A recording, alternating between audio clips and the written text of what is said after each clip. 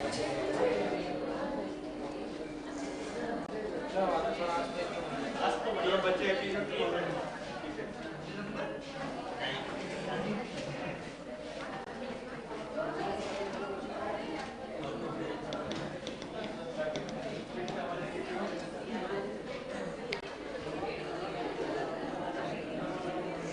भाई, कैसे हैं आप लोग? तो अपन लोग बात कर रहे थे एटॉमिक स्ट्रक्चर पर, है ना? और एटॉमिक स्ट्रक्चर के लास्ट पॉइंट पर हम लोग बात कर रहे थे जहां इलेक्ट्रॉनिक कॉन्फ़िगरेशन चल रहा था। और इलेक्ट्रॉनिक कॉन्फ़िगरेशन में हम लोग बात कर रहे थे इलेक्ट्रॉन वितरण के जो नियम हैं, इलेक्ट्रॉनिक कॉन्फ़िगरेशन के जो नियम हैं उनके ऊपर। और नियमों में हमने सारे नियम डिस्कस कर लिए थे। लास्ट वाला नियम जो था उसको डिस्कस कर लिया था, बस लिखना रह रहा था। सही है ना?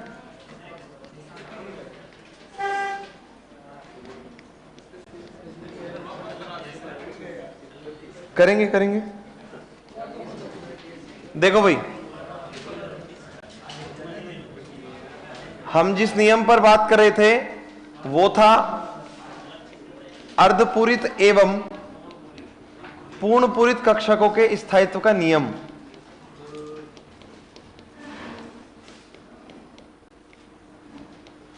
अर्धपूरित एवं पूर्णपूरित कक्षकों के स्थायित्व का नियम।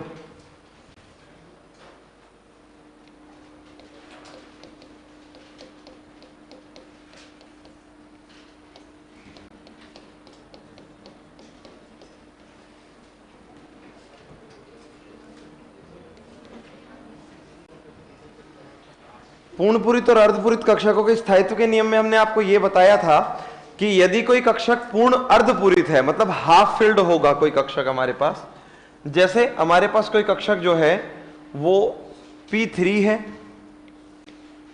P3 विन्यास, D5 विन्यास और F7 विन्यास, या फिर कोई P6, D10 और F14, ये विन्यास वाले जो कक्षक होते हैं ये अन्य कक्षकों की तुलना में अधिक स्थायी होते हैं। ठीक है, ऐसा हमने आपको बताया था। और पूर्णपूरित के अंदर मैंने आप लोगों को एक एग्जांपल बताया था, एटॉमिक नंबर 24 पर जो आता है क्रोमियम।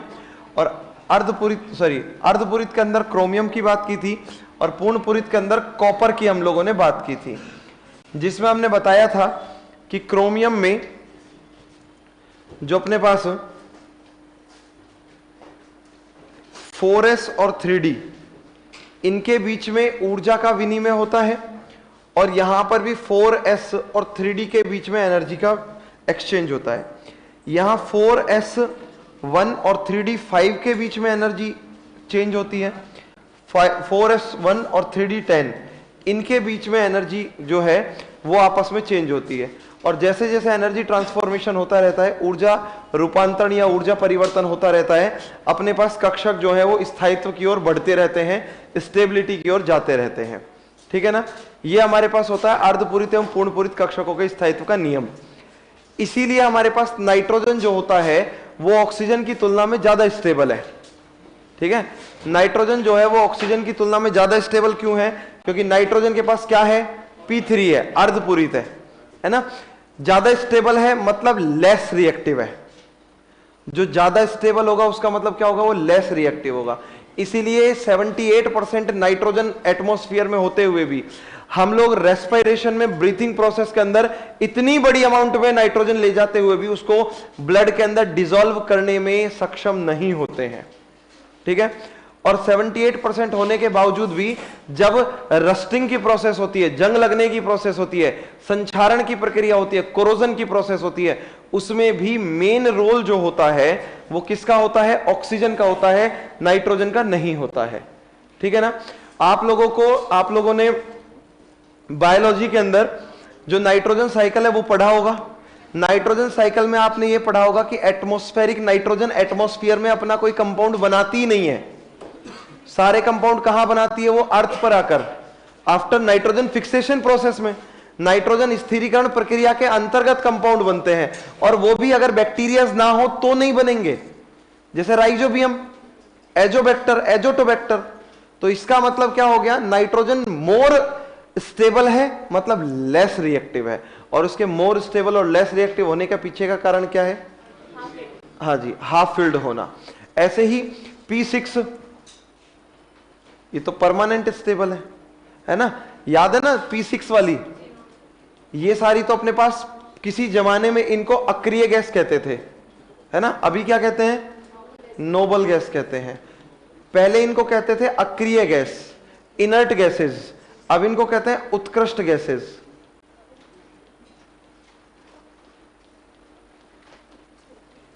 किसी को पता है इनका नाम क्यों बदल दिया? अच्छा नहीं था इसलिए? ऐसा थोड़ी होता है।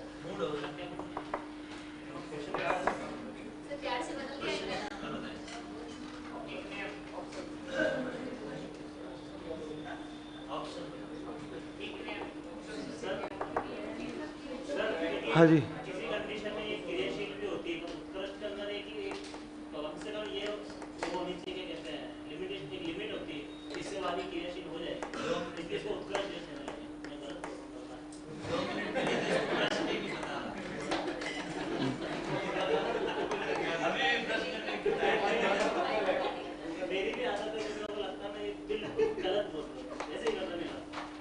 सही है। देखो पहले ये पता था कि हमारे पास जो 0 ग्रुप की गैसेज हैं, ग्रुप नंबर 18 की गैसेज हैं, रिएक्ट नहीं करती हैं, क्रिया नहीं करती हैं आपस में। मगर बाद में ये पता चला 1856 में जो जिनॉन है वो ऑक्सीजन और फ्लोरीन के साथ रिएक्ट करने में सक्षम है। ठीक है, 1856 में ये पता चला। तब से ये हो गया कि कुछ कुछ गैसें ऐसी हैं जो कंपाउंड बनाने में सक्षम हैं, इसलिए इन्हें हम लोग अक्रिय ना कहकर उत्कृष्ट कहेंगे, क्योंकि ये स्पेशल कंडीशन में ही क्या करेंगे? रिएक्शन करेंगे। उत्कृष्ट होता है जो स्पेशल कंडीशंस को फॉलो करता है। जैसे हाइड्रोजन है, हाइड्रोजन क्या है? कभी भी उत्कृष्ट नहीं हो सकता, कभी नोबल नहीं हो सकता। क्यों? हाइड्रोजन जो है वो ग्रुप नंबर 1 के साथ भी रिएक्ट करता है, 2 के साथ भी रिएक्ट करता है, उधर चला जाता है हेलोजन के साथ रिएक्ट कर लेता है, इधर आता है ग्रुप नंबर 13 के साथ, 14 के साथ, 15 के साथ, 16 के साथ, सबके साथ रिएक्ट कर लेता है। आवारा है ना? तो ये क्या है? बहुत ज्यादा रिएक्टिव हो जाएगा। सोडियम देखो, किसी भी नॉन मेटल के साथ क्रिया कर लेगा तो सोडियम जर्नल एलिमेंट होगा, हाइड्रोजन जर्नल एलिमेंट होगा, कभी भी नोबल नहीं होगा। नोबल जैसे सोडियम है, हाइड्रोजन की बात करें तो जगह जगह मुंह मारते हैं। नोबल को समझने का एक सिंपल मतलब, जो जगह जगह मुंह ना मारे, है ना, है ना, जो जगह जगह मुंह ना मारे, सिंपल वो होते हैं हमारे पास नोबल। ठीक है शांत भाई, अब देखो हमने आपको बता दिया था इसके बारे में कि अपने पास P3, D5 और F7 ये होंगे हाफ फिल्ड, अर्धपूरित, जबकि P6, D10 और F14 जो होंगे ये होंगे फुल फिल्ड। और किसी भी परमाणु के लिए अर्धपूरित या पूर्ण पूरित कक्षक होने का मतलब है उस परमाणु का स्थायित्व अधिक हो जाना। ठीक है, इसीलिए हम लोग क्या करते हैं, यहां पर 4s1 और 3d5 के बीच में एनर्जी ट्रांसफॉर्मेशन करते हैं, ऊर्जा विनिमय करते हैं, जिसकी वजह से इलेक्ट्रॉन 4s2 से 3d5 बना देते हैं और 4s1 बच जाता है हमारे पास क्रोमियम के इलेक्ट्रॉनिक कॉन्फ़िगरेशन में। उसको अर्धपूरित करने के लिए, ये देखो अर्धपूरित हो गया,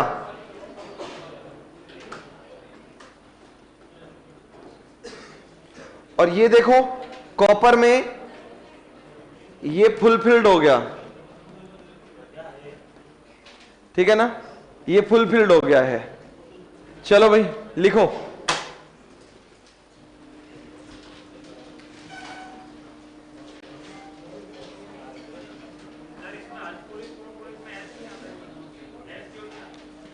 एक ही तो ऑर्बिटल है, वो तो हो रहा है, मगर ऑर्बिटल तो एक ही है ना। एक ऑर्बिटल की स्टेबिलिटी क्यों काउंट करोगे? अकेला चना भाड़ नहीं फोड़ सकता। लिखो, क्या कह रहे हो? फोड़ सकता है, चना नहीं फोड़ सकता भाई। लिखो भाई, अर्धपूरित कक्षक, अर्धपूरित कक्षक, अर्धपूरित कक्षक, ब्रैकेट में लिखो P3, D5, F7 विन्यास, F7 विन्यास तथा पूर्णपूरित कक्षक, पूर्णपूरित कक्षक, ब्रैकेट में लिखो बात है नहीं भाई। P6 D10 F14 अन्य कक्षकों की तुलना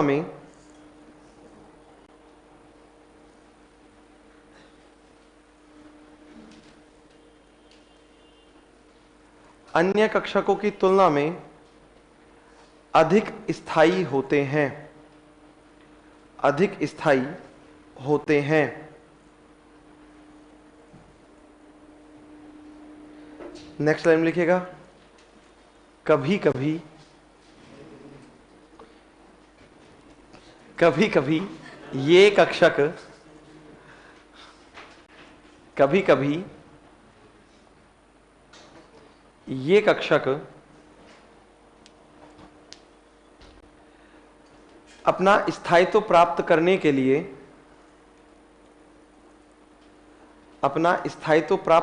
के लिए अन्य कक्षकों के साथ ऊर्जा विनिमय करते हैं तथा ऊर्जा विनिमय एनर्जी एक्सचेंज करते हैं तथा परस्पर इलेक्ट्रॉन लेकर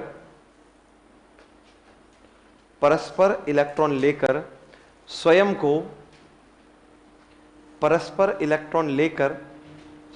को अर्धपूरित या पूर्णपूरित करते हैं।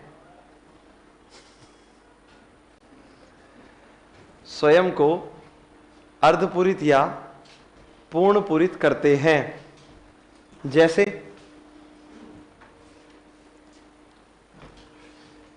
देखो अपने पास क्या है, 24 नंबर पर क्रोमियम है।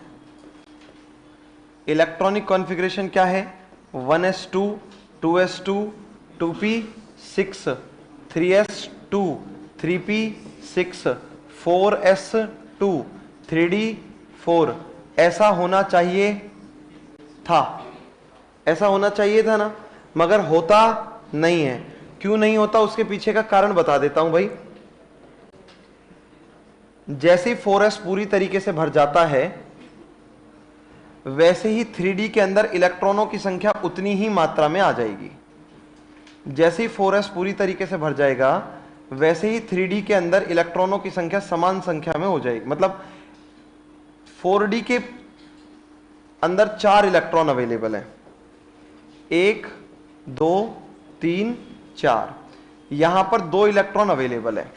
अब जैसे ही 4s भरेगा, वैसे ही 4s और 3d की एनर्जी बराबर हो जाएगी। अब क्या होगा, जब इन दोनों की एनर्जी बराबर है तो इन दोनों में होता है ऊर्जा विनिमय। क्या होता है, ऊर्जा विनिमय, एनर्जी एक्सचेंज होगा, ऊर्जा विनिमय। और ऊर्जा विनिमय के कारण अर्धपूरित कक्षक जो है उसका निर्माण हो जाएगा, और हमारे पास इलेक्ट्रॉनिक कॉन्फ़िगरेशन क्या हो जाएगा, 24Cr 1s2 2s2 2p6 3s2 3p6 4s1 3d5 ये होगा। ये वाला तो कैसा है, अनस्टेबल है, अस्थायी है, तभी तो नहीं रुका। और ये वाला कैसा है, स्थायी है, स्टेबल है। सेम थिंग हमें देखने को मिलती है। ये तो हो गया कौन सा, अर्धपूरित कक्षक। कौन से कक्षक, अर्धपूरित कक्षक।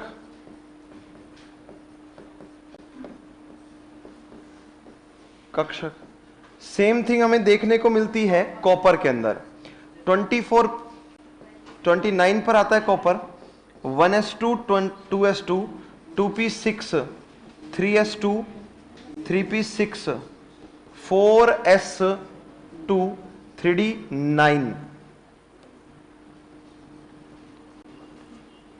ये अनस्टेबल है। कैसा है ये, अनस्टेबल, अस्थायी है ये, ठीक है। और जब ये अस्थायी है तो ये हो गया हमारे पास 4s, और ये हो गया हमारे पास 3D।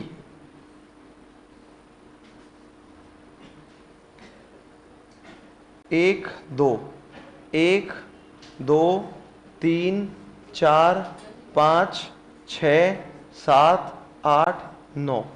अब जैसे ही 4s पूरा भर गया तो 4s की जो एनर्जी है वो किसके बराबर हो गई? 3D के बराबर। 3D और 4s की एनर्जी जब बराबर है तो क्या होगा? एनर्जी ट्रांसफॉर्मेशन होगा। क्या होगा? ऊर्जा का नियमन होगा, ऊर्जा विनिमय होगा। और जैसे ही यहां से ऊर्जा विनिमय होगा तो ऊर्जा विनिमय के पश्चात इलेक्ट्रॉन का विनिमय होगा, जिसमें हमारे पास 29 कॉपर जो है ये हो जाएगा 1s2 2s2 2p6 3s2 3p6 4s1 और 3d 10, और ये हो जाएगा अपने पास स्थाई, स्टेबल। और कौन सा नियम लग गया? ये पूर्ण पूरित,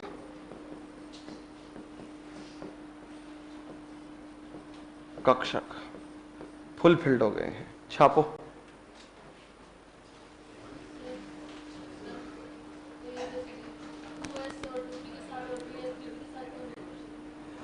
ऊर्जा बराबर नहीं होने की वजह से। मैंने क्या कहा? 4s जब पूरा भर जाएगा तब 3D के बराबर एनर्जी आएगी, उससे पहले नहीं करेगा। ठीक है ना? इससे पहले और जगह भी तो हुआ, तो एनर्जी बराबर हुई नहीं। इन्हीं कंडीशंस में ऊर्जा बराबर होती है केवल।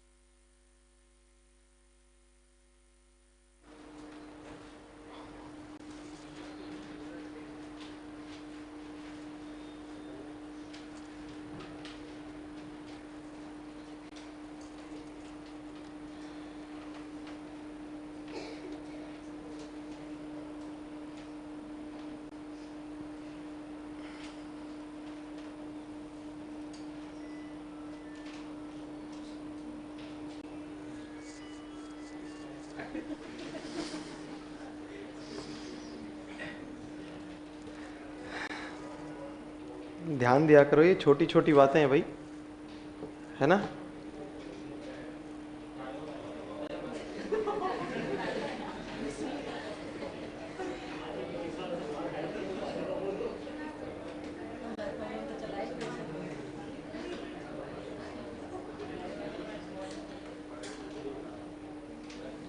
किसका फोन बजा था ये?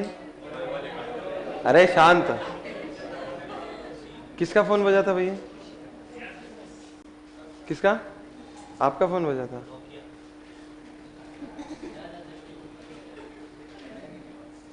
हो जाता है ऐसा, मगर आप लोग है ना क्लास में आने से पहले ऐसा थोड़ा थोड़ा ध्यान रखोगे ना तो चल जाएगा। देखो आप लोग तो एक ही फोन रखते हो, मैं दो दो रखता हूँ।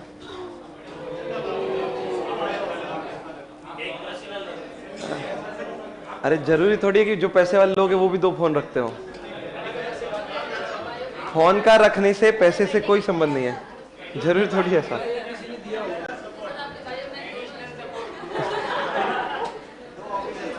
बस भाई रहने दो, आप लोग बातें ही अलग कर दोगे। बायो मैथ दोनों थी इसलिए, है ना? और ये कह रहे बर्थडे गिफ्ट आया होगा, दोनों खुद खरीदे मैंने। हो गया ये? शेष तो नहीं किसी का?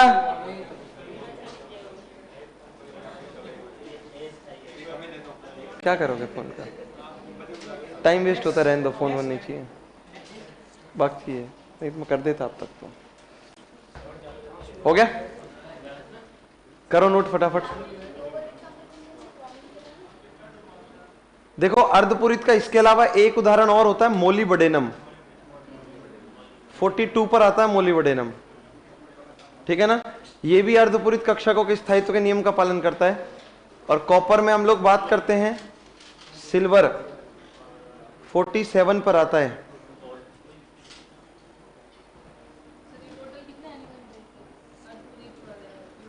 किसमें टोटल? अर्धपूरित के 4 हैं, पूर्णपूरित के भी 4 ही हैं, मगर अपने काम के 2 हैं। अपने काम के ही दो है ना, एक का तो एग्जाम्पल पूरा लिखवा दिया, दूसरा अभी बताया हमने। किसमें? हाँ हाँ,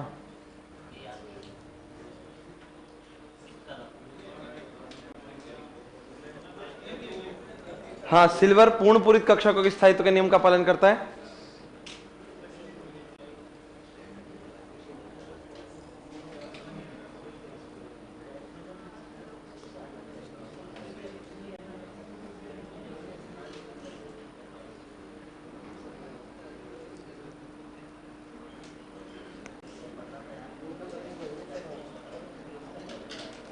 बातें बंद भाई।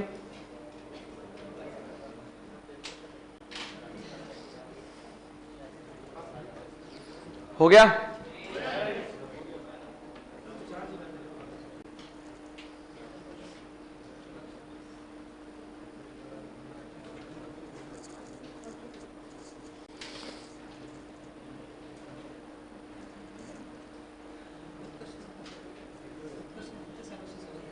मैं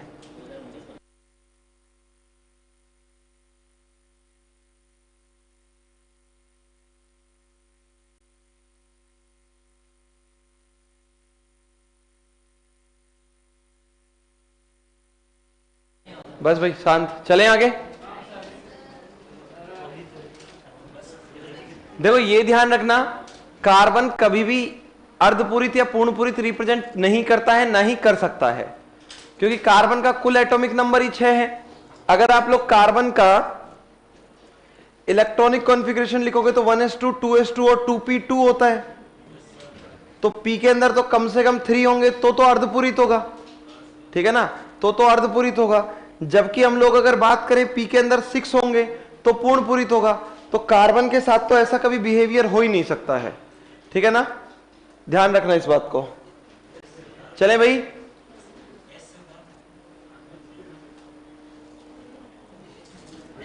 हो गया? P3 के लिए बताया नाइट्रोजन ले लो।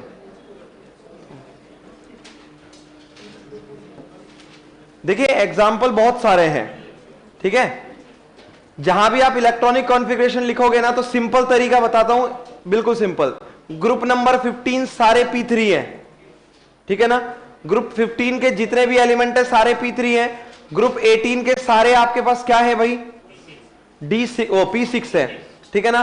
ग्रुप 11 में आ जाओ आप लोग, वर्ग नंबर 11 में आ जाओ, तो वर्ग नंबर 11 के जितने भी एलिमेंट है सारे के सारे D9 वाले हैं, D9 वाले D10 में बदलेंगे, इस तरीके से। तो ग्रुप वाइज भी याद कर सकते हो, अभी ऐसे करो तो ठीक है, नहीं वहां जब हम लोग पेरियोडिक टेबल को एक बार ओवरव्यू लेंगे उसके अंदर डायरेक्ट बता दूंगा मैं आप लोगों को, ठीक। अब हमारे पास इस चैप्टर का लास्ट पॉइंट जो है वो डिस्कस कर रहा हूं मैं आप लोगों के साथ, जो है आयनों का इलेक्ट्रॉनिक कॉन्फ़िगरेशन। तो उससे पहले ये देख लो कि आयन क्या होते हैं भाई, ठीक है। देखो चार्ज्ड पार्टिकल जो होते हैं उन्हें हम लोग कहते हैं आयन, ठीक है ना। चार्ज्ड पार्टिकल जो होते हैं वो क्या कहलाते हैं? आयन कहलाएंगे हमारे पास। चार्ज्ड पार्टिकल्स का मतलब क्या है हमारे पास? चार्ज पार्टिकल का मतलब है चार्ज्ड स्पीसीज। स्पीसीज में क्या क्या आता है ये सुन लो, अणु भी आता है, परमाणु भी आता है, और जो हमारे पास आयन होते हैं वो खुद भी आते हैं। मगर हम लोग बात करेंगे हमारे पास कोई भी रासायनिक स्पीसीज होगी जिसके ऊपर आवेश अवेलेबल होगा, आवेशित रासायनिक स्पीसीज।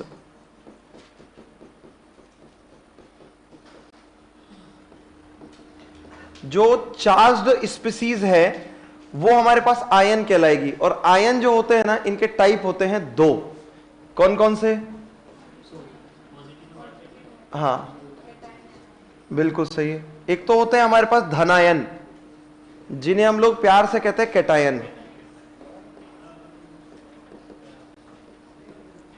दूसरे होते हैं ऋणायन जिन्हें हम लोग कहते हैं एनायन, ठीक है। अब देखो धनायन का निर्माण कब होता है? जब कोई भी परमाणु इलेक्ट्रॉन का त्याग करता है। जब कोई भी केमिकल स्पीसीज इलेक्ट्रॉन का त्याग करेगी तो धनायन बनेंगे। जैसे Na+, ये कब बना भाई? जब Na ने अपना इलेक्ट्रॉन जो है वो त्याग दिया, ठीक है ना। जब Na ने अपना इलेक्ट्रॉन जो है वो त्याग दिया तब बना। से Mg+2 कब बनेगा? जब 2 इलेक्ट्रॉन त्याग दिए जाएंगे, ठीक है ना। Fe+2 से Fe+3 कब बनेगा?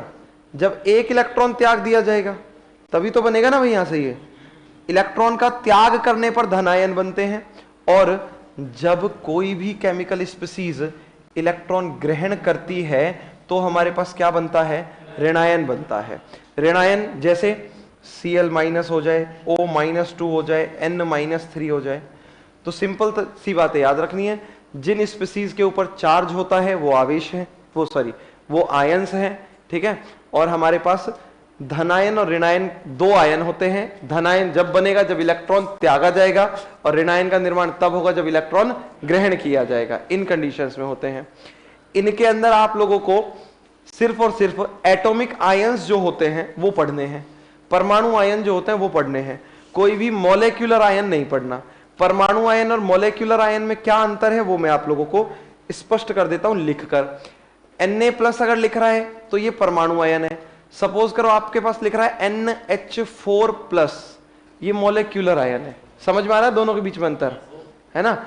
जैसे आपके पास लिख रहा है OH-, तो ये कैसा है? मॉलिक्यूलर, आणविक आयन है, जो अणुओं से प्राप्त होंगे, या अणु जब इलेक्ट्रॉन त्यागेंगे या ग्रहण करेंगे तब बनेंगे। और परमाणु जब इलेक्ट्रॉन त्यागेंगे या ग्रहण करेंगे तो हमारे पास बनेंगे परमाणविक आयन। कार्बोनेट ये कैसा है? आणविक। सल्फेट ये कैसा है? आणविक। तो वो सारे समझ गए कौन कौन से होंगे? क्लियर है। अब देखो, किसी भी परमाणु के ऊपर उतना ही धनावेश आएगा जितना वो क्या करेगा? इलेक्ट्रॉन त्यागेगा, ठीक है। इलेक्ट्रॉन त्यागने पर उतने ही इलेक्ट्रॉनों की कमी कर देंगे। इसीलिए एग्जाम के अंदर क्वेश्चन जो है वो ऐसे पूछा जाता है, निम्न में से Cl- का इलेक्ट्रॉनिक विन्यास क्या होगा? Cl- का इलेक्ट्रॉनिक विन्यास क्या होगा? ठीक है। अब देखो सिंपल सी बात समझो, क्लोरीन आता है 17 नंबर पर, तो इसका इलेक्ट्रॉनिक विन्यास होता है 1s2 2s2 2p6 3s2 3p5। ये क्लोरीन का है भाई। किसका है? क्लोरीन का इलेक्ट्रॉनिक विन्यास है। अब क्लोरीन ने कर क्या रखा है? 1 इलेक्ट्रॉन ग्रहण कर रखा है, तो टोटल इलेक्ट्रॉन्स इसके पास है 17। एक और ग्रहण करेगा तो कितने हो जाएंगे? 18। और वो किसके अंदर जाएगा? अंतिम कोश के अंदर। तो ये क्या हो जाएगा? P6 हो जाएगा, ठीक है। ये क्या हो जाएगा? P6 हो जाएगा, ठीक है ना। मगर ये ध्यान रखना, न्यूट्रॉनों की संख्या कभी भी परिवर्तित, न्यूट्रॉन ऑलवेज उतने, प्रोटोनों की संख्या कभी परिवर्तित नहीं होगी। प्रोटोन ऑलवेज उतने ही रहेंगे, मतलब एटॉमिक नंबर कभी चेंज नहीं होगा। चाहे 1 इलेक्ट्रॉन त्यागे, चाहे 2 त्यागे, चाहे 2 ग्रहण करे, चाहे 3 ग्रहण करे।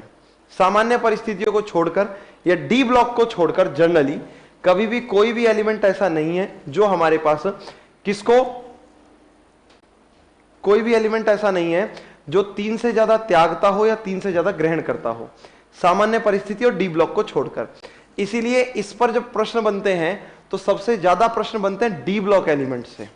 इलेक्ट्रॉनिक कॉन्फ़िगरेशन में आयनों के लिए जब क्वेश्चन बनते हैं तो सबसे ज्यादा क्वेश्चन बनते हैं डी ब्लॉक एलिमेंट से, और उनमें भी इनका मोस्ट फेवरेट क्वेश्चन है Fe+2।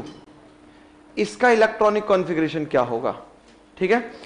और उसके लिए 4 ऑप्शन देते हैं।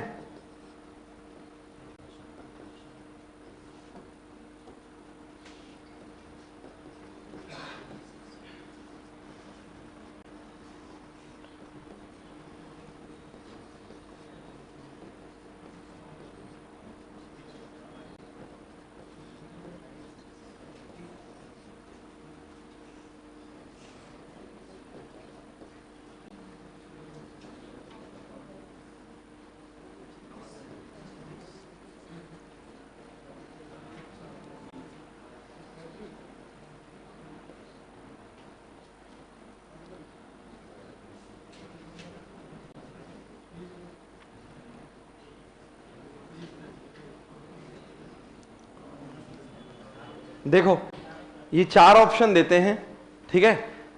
तो इनमें एक ही सही होगा, पता है नहीं बात तो? शाबाश, मतलब एग्जाम क्रैक करने की सही ट्रैक पर हो।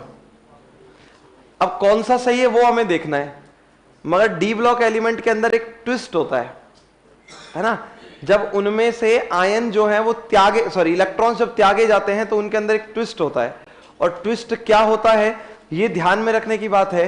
तो इनमें से आंसर क्या होगा?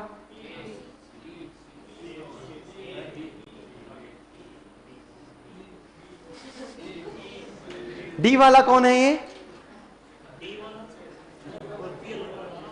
देखो डी जो है ना, सबको AR का मतलब तो समझ में आ रहा है ना, आर्गन, इसमें तो किसी को दिक्कत नहीं है। AR का मतलब हो गया अपने पास क्या? 1s2 2s2 2p6 3s2 और 3p6, मतलब 18 तक तो यही खत्म हो गया है ना। 18 और 2 20 और 6 26, इसका तो एटॉमिक नंबर ही 26 है, मतलब इलेक्ट्रॉन और प्रोटॉन दोनों। तो ये Fe का है, Fe माइनस वो Fe+2 का नहीं है, तो ये तो कभी भी उत्तर नहीं होगा भाई। ठीक है, अब देखो 18 2 20 और 4 24, 2 इलेक्ट्रॉन त्यागे, मतलब सही हो सकता है। 18 और 1 19 और 5 24, मतलब सही हो सकता है। 18 और 6 24, मतलब सही हो सकता है। तो इनमें से सबसे सही कौन सा है? जोर से बोलो।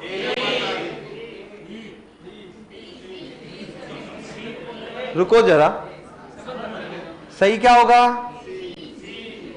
है ना, क्यों? यही ट्विस्ट है, मैंने बताया S के अंदर इलेक्ट्रॉन्स जब फुलफिल हो जाते हैं तो S का एनर्जी लेवल बढ़ जाता है, बढ़ता है ना। तो पहले इलेक्ट्रॉन उस कोष से या उस कक्षक से जाएंगे जिसका एनर्जी लेवल हाई है ना भाई। जिसका एनर्जी लेवल हाई है वो स्टेबल कम हो गया, ज्यादा कम स्टेबल होगा ना भाई। जो कम स्टेबल है वो पहले ही तो इलेक्ट्रॉन त्यागेगा, है ना भाई। याद रखना, जिसकी एनर्जी ज्यादा वो कम स्टेबल। बच्चे रुकते हैं क्या सहज में, मगर बूढ़े चलते नहीं है ना। क्यों? बुजुर्गों के पास एनर्जी लेवल कम है ना, बुजुर्गों के पास एनर्जी लेवल कम है, ठीक है ना। हाँ, इसलिए स्टेबिलिटी ज्यादा है। बच्चों के पास एनर्जी लेवल ज्यादा है, इसलिए स्टेबिलिटी कम है। और अपने पास ना बच्चों जैसी चंचलाहट है, ना बुजुर्गों जैसी स्टेबिलिटी है। उत्कृष्ट कैसे?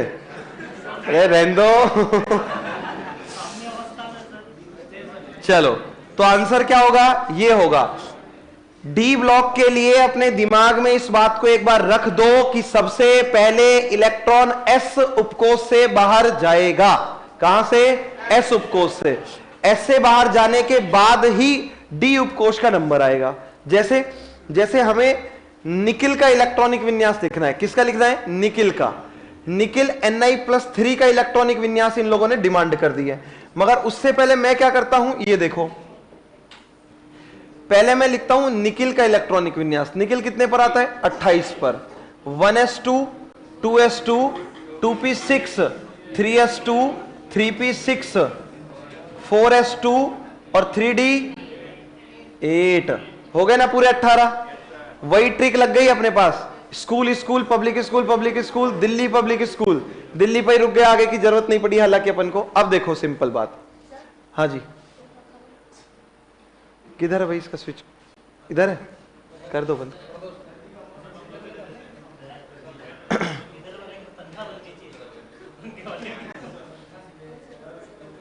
अरे मेरी बात सुनो आप लोग, जब ऐसी कोई चीज होती है ना, जब शांत ऐसी कोई चीज होती है ना, तो ना तो किसी की सजेशन चाहिए, ना किसी की राय चाहिए, और ना ही आप लोगों को आपस में कोई डिस्कशन करने की जरूरत है। ये पंखा करना बंद करना ये फैक्ट है, और फैक्ट में कोई डिस्कशन की जरूरत नहीं होती है, पता है ना। तो फिर आप लोग यूं क्यों कह रहे हो कि सर सर्दी का मौसम है तो बंद करना पड़ेगा? भाई मर्जी है ना। तो आपस में यूं ही डिस्कशन करना क्या सेंस है इस बात का? आप लोग इन सब चीजों को छोड़कर ना सिर्फ मेन फोकस किया करो जो आगे की चीजें आपके पास। इन सब के लिए ना आप लोग देखना, आपने बीएड की होगी ना, तो बीएड में जब गवर्नमेंट स्कूल में आप लोगों ने 4 महीने टीचिंग की है, तो वहां पर सरकारी टीचरों को यही बात करते देखा है। गए नहीं तो बात ही अलग है, ठीक है ना। कोई बात नहीं, जो गया है अच्छी बात है, जो नहीं गया कोई बात नहीं। जो गया है उसने खुद ने पढ़ाया होगा, मगर सरकारी टीचरों को इन्हीं चीजों पर बात करते देखे होगा, है ना, कि सब्जी क्या बननी है और ऊन का स्वेटर कैसे बनना है और कितने फंदे डालने हैं, क्या करना है, ठीक है ना, और सर्दी कितनी तेज पड़ रही है, इन्हीं सब चीजों पर। तो आप लोगों को आगे चलकर पढ़ाते हुए वो सारी बातें करनी है, तो पहले से क्यों अपनी एनर्जी वेस्ट कर रहे हो, है ना, फिर बातों में बाद में रस नहीं आएगा। चलो अब यहां देखो भाई, ये वाला तो अपने पास क्या हो गया, आर्गन, तो यहां तक तो छेड़ना ही नहीं है, यही तो है outermost cell. Outermost cell मतलब बाह्यतम कोश। अब देखो क्या हो गया भाई, अरे भाई शांति से बैठा करो रे,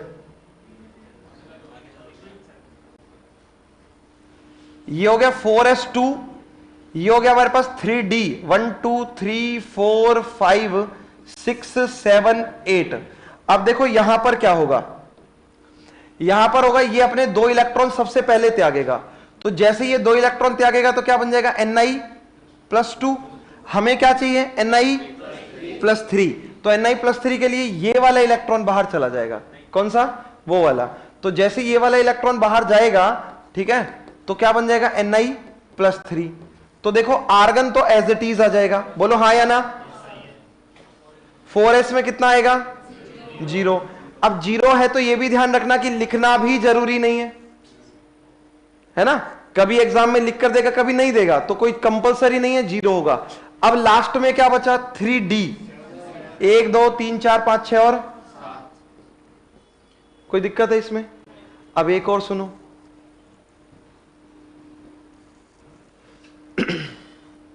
Fe+3, ठीक है, डायरेक्ट लिख दूं क्या, देखो आर्गन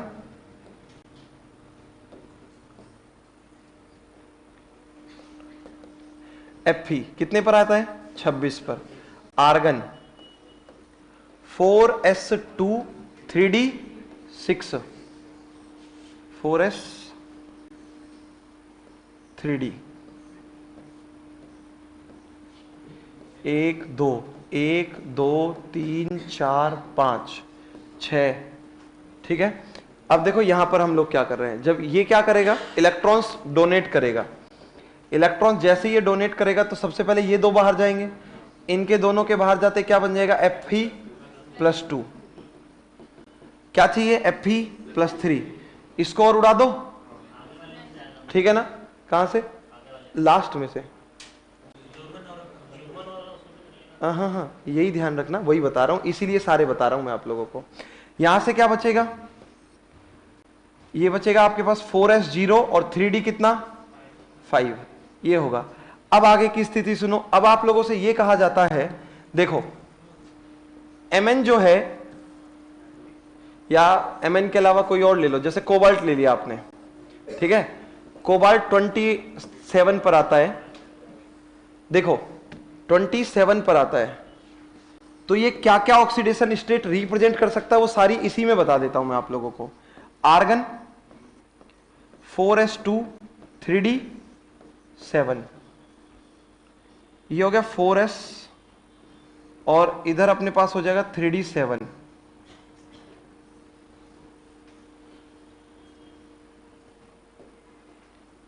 एक दो 1 2 3 4 5 6 7। अब देखो इसकी ऑक्सीडेशन स्टेट्स देखना, कोबाल्ट CO+2 ये चला जाएगा, ठीक है, ये जाएगा +3 बनाएगा, ये जाएगा +4 बनाएगा, ये जाएगा +5 बनाएगा। अब ये जाएगा तो कितना बनाएगा, प्लस, रुक जाना मत भेजना, डी ब्लॉक में जैसे ही युग्मन प्रारंभ हो जाएगा इलेक्ट्रॉन बाहर नहीं जाएंगे, ठीक है ना। इसका मतलब सिर्फ और सिर्फ जो अनपेयर्ड इलेक्ट्रॉन होते हैं ना वो बाहर जाएंगे। कौन से इलेक्ट्रॉन, अनपेयर्ड इलेक्ट्रॉन, मतलब सिर्फ यहीं तक बाहर जाएंगे और कोई इलेक्ट्रॉन बाहर नहीं जाएगा। मतलब जब हम लोगों ने F की बात की थी तो F यहां पर +3 रिप्रेजेंट कर रहा है ना, ये +4, ये +5, ये +6, इसके आगे नहीं जाएगा, ठीक है ना, हाँ नहीं बनेगा, ठीक है ना। इसमें मैक्सिमम ऑक्सीडेशन स्टेट जो होता है वो रिप्रेजेंट करता है Mn, मैग्नीज, और मैग्नीज की ऑक्सीडेशन स्टेट होती है +7, क्यों होती है? क्योंकि Mn के पास 4s2 3d 5, तो देखो 5 के 5 कैसे हैं? अयुग्मित, तो सारे बाहर चले जाएंगे, ठीक है। 2 तो इसके जाएंगे और इसके +3 +4 +5 +6 और +7, ये वाली कंडीशन बनेगी अपने पास इन सब के लिए, ठीक है ना। ये स्थिति बनती है अपने पास इन सब के लिए। क्लियर है? पेयर्ड इलेक्ट्रॉन इसलिए नहीं निकलते क्योंकि डी में पेयर्ड इलेक्ट्रॉन होने के बाद उनका एनर्जी लेवल बहुत लो हो जाता है और लो एनर्जी लेवल वाले इलेक्ट्रॉन्स बाहर जा नहीं सकते, स्टेबिलिटी आ जाती है, ठीक है। याद रहेगा ना? चलिए तो टाइटल डालो आयन।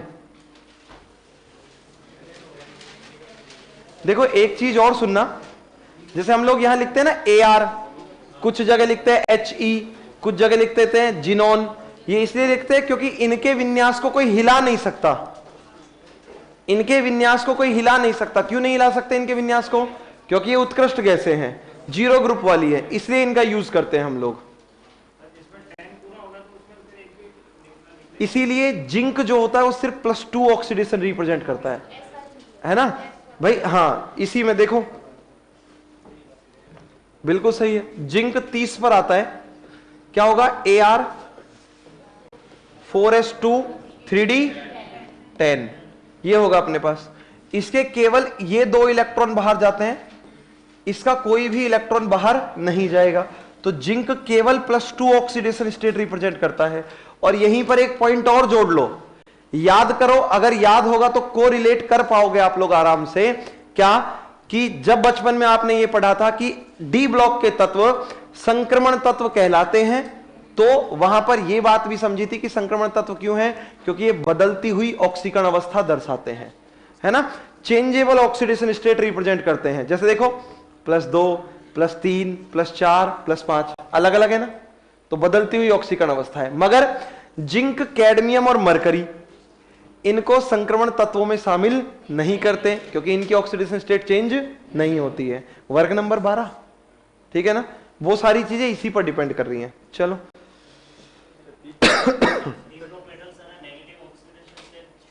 कौन? नहीं, मेटल्स का वो नेगेटिव ऑक्सीडेशन स्टेट कोई भी मेटल नहीं करेगी। डी ब्लॉक क्या कोई metal negative oxidation state represent नहीं करती है। पी ब्लॉक में ना ना ना ना, पी ब्लॉक में ऐसा नहीं होता। डी में और एफ में, किसमें? किसके लिए? अरे डी ब्लॉक के अंदर और पी ब्लॉक के अंदर डिफरेंस समझो क्या है। एक तो सबसे बड़ा अंतर तो है एनर्जी का, सबसे बड़ा अंतर तो ये हो गया। दूसरा, डी ब्लॉक जो होते हैं वो 5 सेल है, मतलब इलेक्ट्रॉन को वेरी करने के लिए आगे अवेलेबल जगह है। बट पी ब्लॉक के पास 3 ही सेल है, तो जगह ही नहीं है तो कहां जाएगा, ठीक है ना।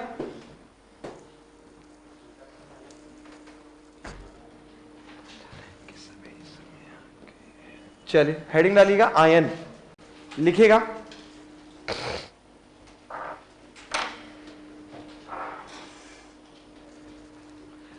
आवेशित रासायनिक स्पीसीज। आवेशित रासायनिक species, charged chemical species ion कहलाती हैं। चार्ज्ड केमिकल स्पीसीज आयन कहलाती हैं। आयन 2 प्रकार के होते हैं।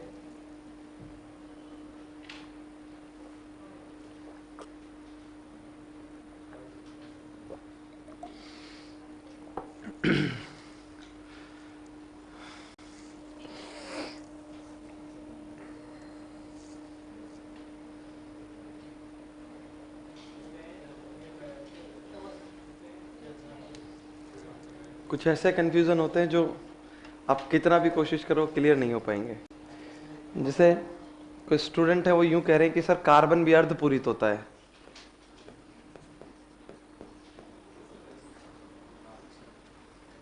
ऐसा पॉसिबल है क्या भाई? अपने पास कार्बन में क्या होता है ऑलवेज, देखो यहां से 1s2 2s2 और 2p3 सॉरी 2p2, यही तो होता है।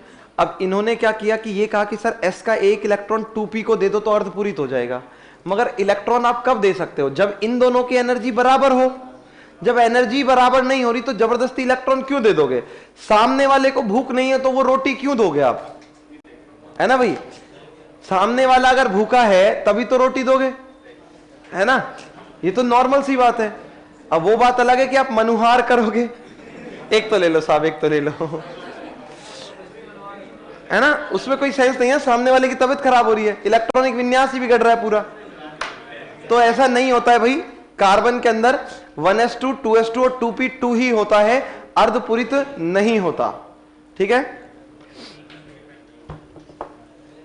चलिए लिखिएगा। आयन दो प्रकार के होते हैं। पहला धनायन, हेडिंग बना दो, धनायन, जिसे हम लोग कैटायन कहते हैं।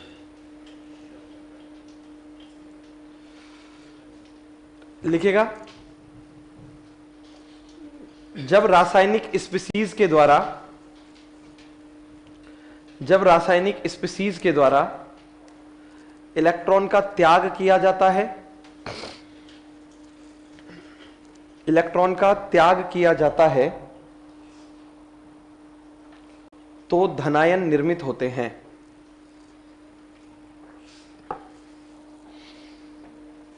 तो धनायन निर्मित होते हैं।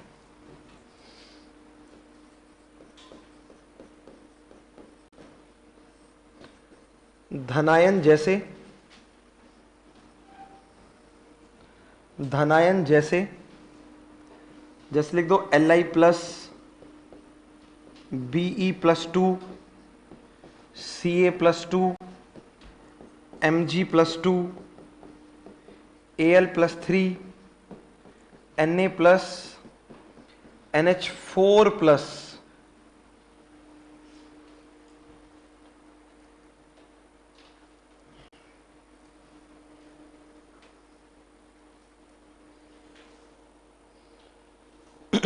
इत्यादि इत्यादि। दूसरा लिखो ऋणायन, ऋणायन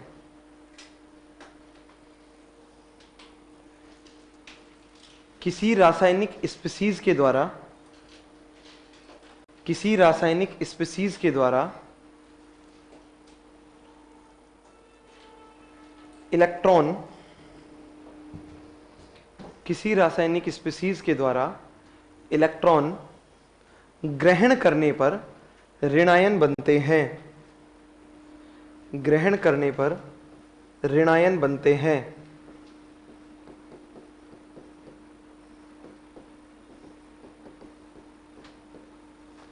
ऋणायन बनते हैं।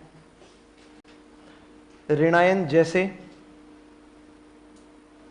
ऋणायन जैसे F minus, Cl minus, Br minus, I minus, O minus 2, S minus 2, P minus 3, N minus 3, SO4 minus 2, CO3 minus 2, OH minus इत्यादि इत्यादि।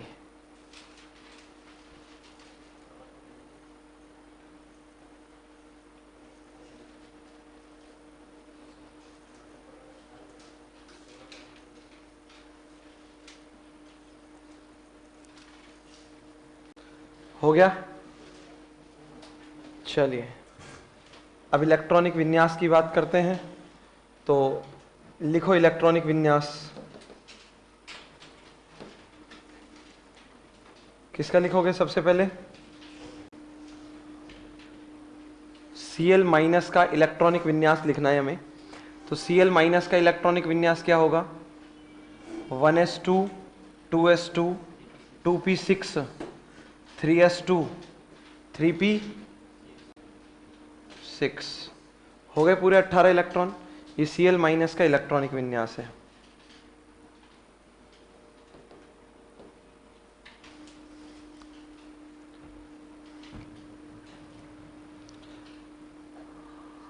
Fe+2 का इलेक्ट्रॉनिक विन्यास लिखेंगे।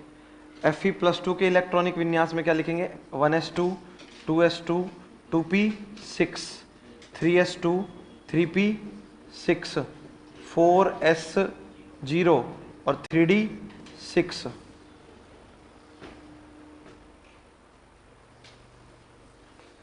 अगला बोलो किसका लिखोगे?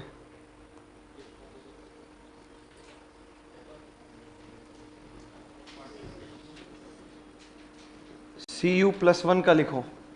1s2 2s2 2p6 3s2 3p6 4s0 3d10। 4s का एक इलेक्ट्रॉन है, वो पहले बाहर जाएगा।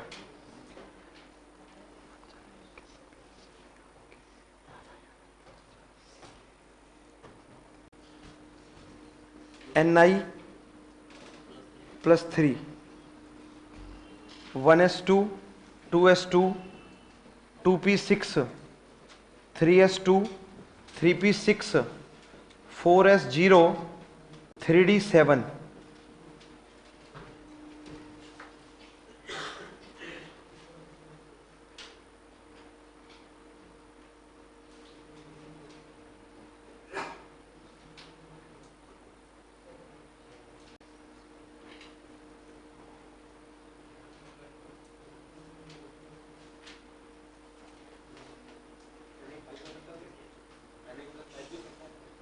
कौन सा? हाँ पॉसिबल है वो तो।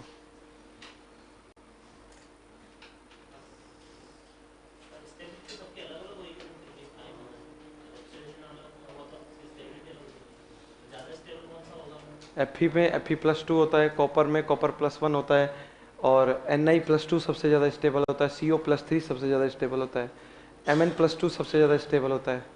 सबकी स्टेबिलिटी अलग अलग है।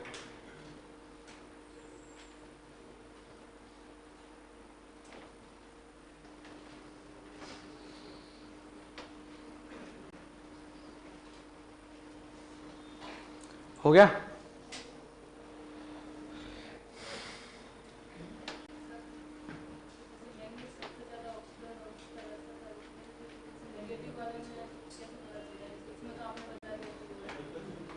इलेक्ट्रॉन त्यागेगा।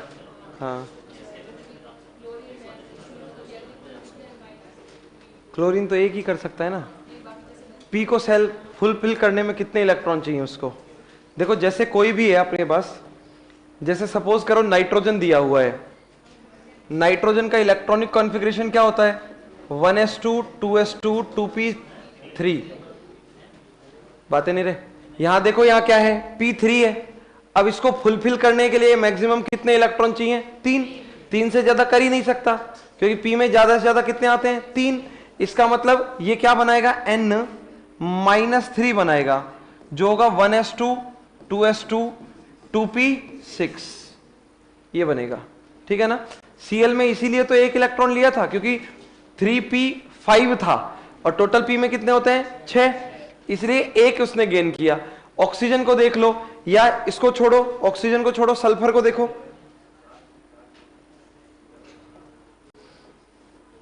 सोलह नंबर पर आता है sulphur. 1s2 2s2 2p6 3s2 3p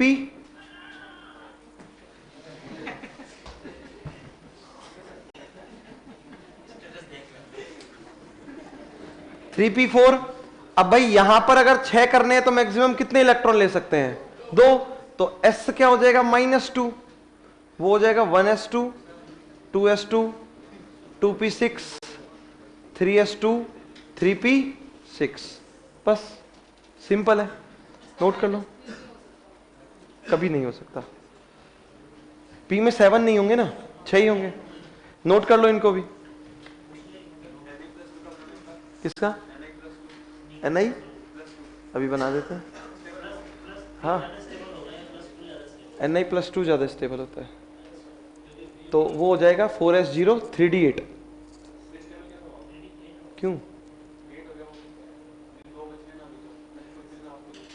stable मतलब ज्यादा रिप्रेजेंट कर रहा है, मतलब मैक्सिमम वही वेरी करता है, सबसे ज्यादा वही दर्शाएगा वो।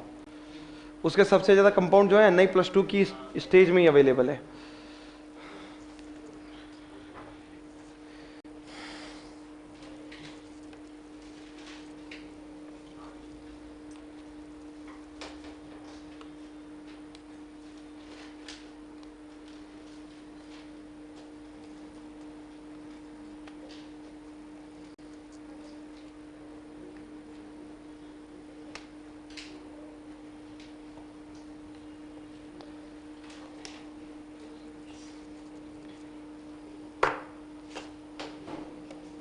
सिलेबस किसके पास अवेलेबल है अभी?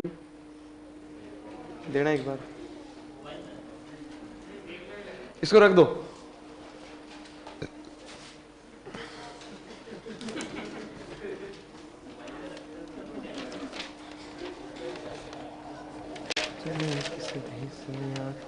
नारायण मिल जाएंगे।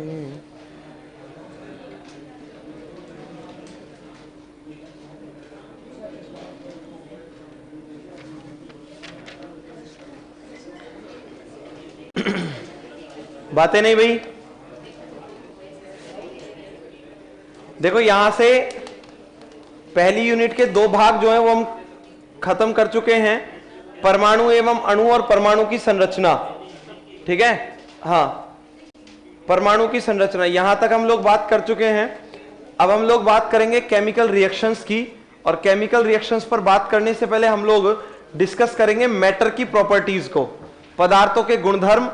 पदार्थों में कितने प्रकार के गुणधर्म होते हैं? 2, एक भौतिक और दूसरा रासायनिक। एक तो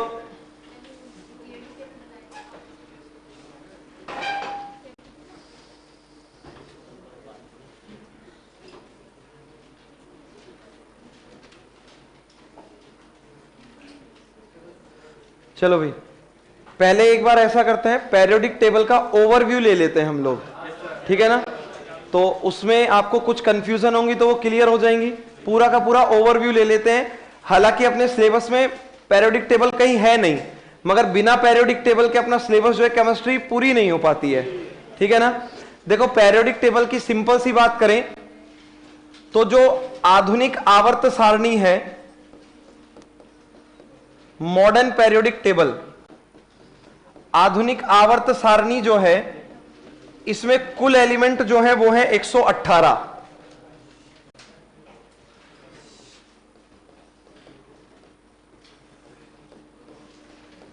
भाई जिनको आपस में डिस्कशन करना है ना, पीछे वाले गेट से निकल जाओ, आराम से जाकर चाय की थड़ी पर बैठ कर डिस्कस कर लो। ये अच्छी बात नहीं होगी, हम लोग बोलेंगे आपको, है ना? मैं आपको बोलूंगा, आपका ईगो हर्ट होगा, है ना? ना तो आपको अच्छा लगेगा ना मुझे अच्छा लगेगा, क्योंकि मुझे ऐसे आपको ये समझाना या डांटना अच्छा नहीं लगता, क्योंकि आप इतने छोटे बच्चे नहीं हो जिनको ये बताना पड़े कि क्लास में पैसे देकर बैठे हो और पढ़ने के लिए बैठे हो। अगर आपस में डिस्कशन करना है तो निकल जाओ यहाँ से, चाय की दुकान पर बैठो और वो बातें भी डिस्कस कर सकते हो जो आप क्लास में नहीं करते। यहाँ ना आप खुद पढ़ रहे हो ना दूसरों को पढ़ने दे रहे हो। और तीसरी बात, जब डिस्टर्बेंस होता है ना भाई, मेरा मन खराब होता है पढ़ाने का, है ना? और मेरा मन खराब होगा तो उससे ऐसा होता है कि कोई बात नहीं, फटाफट टॉपिक निपटाओ। उससे नुकसान आपका है, मेरा नहीं है, क्योंकि मेरे लिए तो घड़ी चलती रहती है हमेशा, ठीक है ना? तो इसलिए सिंपल बात याद रखो, आपस में डिस्कशन करना है तो पीछे वाले गेट से चले जाओ। आपकी कसम आपको कोई नहीं रोकेगा ना। अरे आप दोस्ती मत निभा लेना बीच में, कहीं कहीं कोई रोक ले और आप लोगों की कसम खाइए। देखो, छोटी छोटी चीजें पहले बता देता हूं ताकि कोई कंफ्यूजन ना रहे। आधुनिक आवर्त सारणी में टोटल एलिमेंट 118 है। दूसरी बात, आधुनिक आवर्त सारणी का जो जनक है, आधुनिक आवर्त सारणी के जनक कौन है?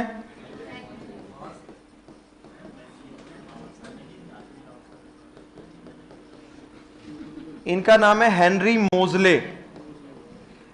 अब जिन्होंने मेंडलीफ बोला ना, उन्होंने ये नहीं देखा कि आधुनिक भी लिखा हुआ है, जो कंफ्यूजन क्रिएट करने वाली बात है। मतलब अगर बाई चांस क्वेश्चन भी पड़ता है किसी एग्जाम में तो गलत हो जाएगा, ठीक है?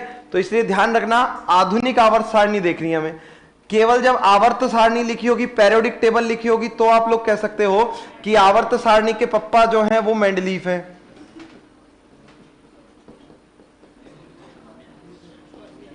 ठीक है ना? आवर्त सारणी के जनक जो हैं वो हमारे पास कौन है? मेंडलीफ।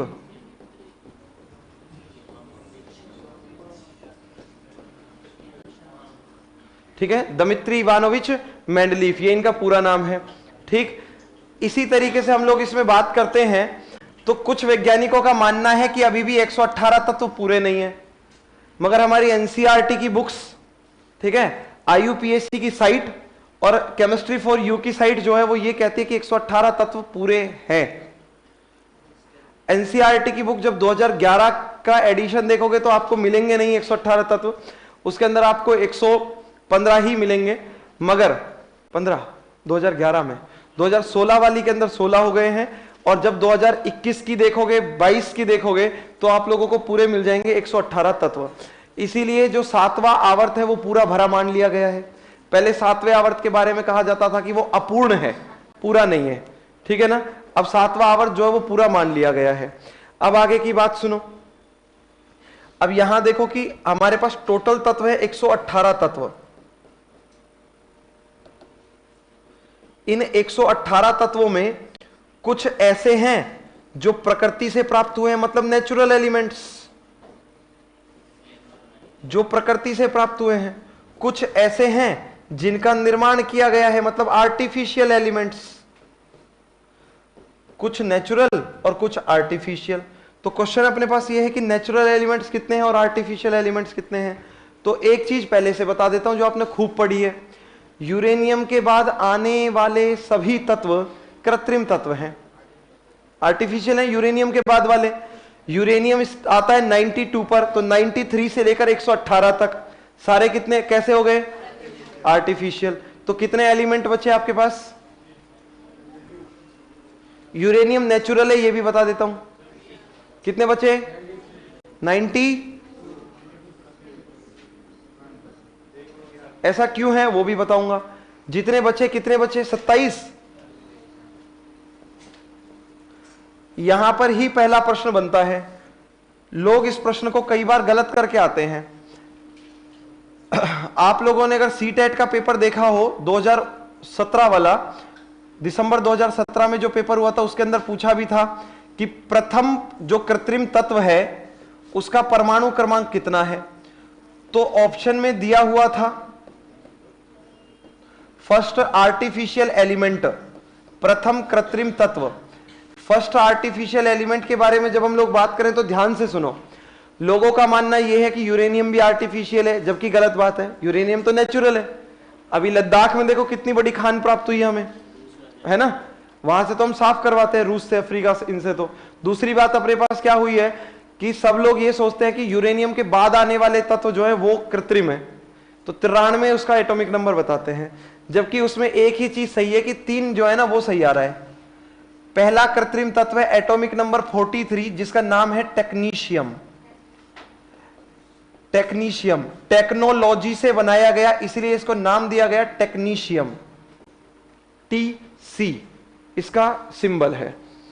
फिर हम लोग बात करते हैं इसमें आगे।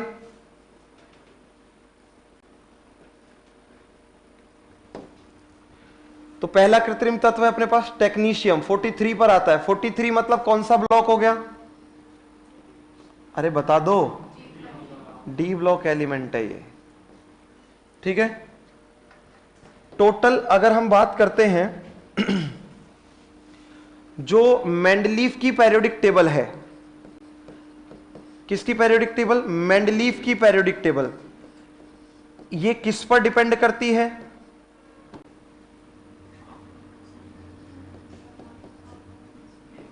आवर्त सारणी। हाँ, मेंडलीफ की पेरियोडिक टेबल जो है ना ये डिपेंड करती है एटॉमिक वेट पर, परमाणु भार पर निर्भर करती है, एटॉमिक वेट पर।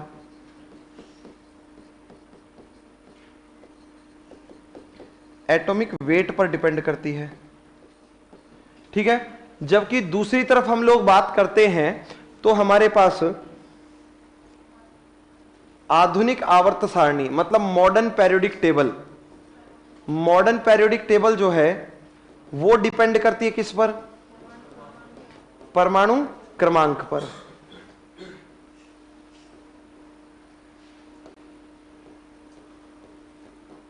अब एक सिंपल सा प्रश्न देखो, सबसे पहले तत्वों का वर्गीकरण जो है ना वो किसने किया? सबसे पहले तत्वों का वर्गीकरण करने वाले वैज्ञानिक का नाम था डोबे राइनर। डोबे राइनर ने त्रिक नियम दिया था।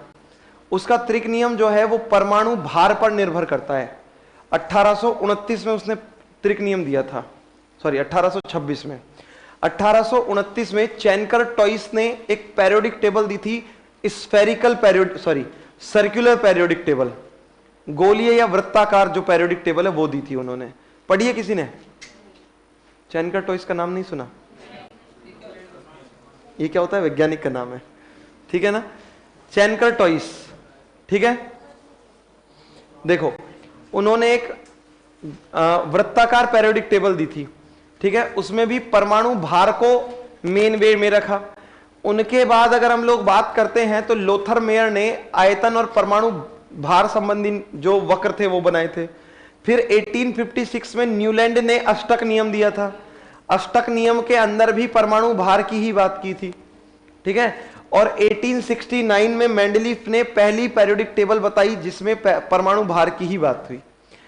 इनमें से ना तो किसी ने परमाणु द्रव्यमान की बात की, सबने भार की बात की थी जो स्पेक्ट्रोमिति से, तराजू से मापा जाता है, सिंपल बात, ठीक है ना, स्पेक्ट्रोमिति से मापा जाता है। सबने परमाणु भार की बात की इससे पहले या इस तक।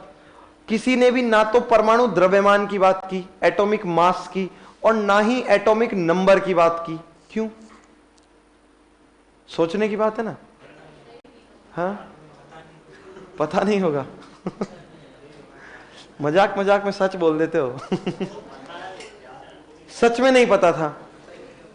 परमाणु के अवपरमाणविक कणों की खोज 1897 में प्रारंभ हुई। पहले इलेक्ट्रॉन खोजा गया। प्रोटॉन की खोज 1903 में हुई है। प्रोटॉन ही तो परमाणु क्रमांक है ना, तब तक परमाणु क्रमांक पता ही नहीं था, इसलिए सब किस पर चल रहे थे? परमाणु भार पर। मगर इसकी पेरियोडिक टेबल लगभग सटीकता में इसकी पेरियोडिक टेबल से मिलती है, लगभग, ठीक है। वहीं दूसरी तरफ बात करते हैं तो मेंडलीफ की आवर्त सारणी के अंदर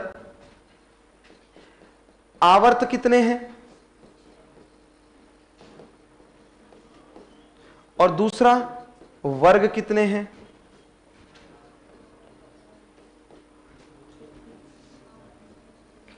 जबकि मॉडर्न पेरियोडिक टेबल के अंदर आवर्त कितने हैं और वर्ग कितने हैं?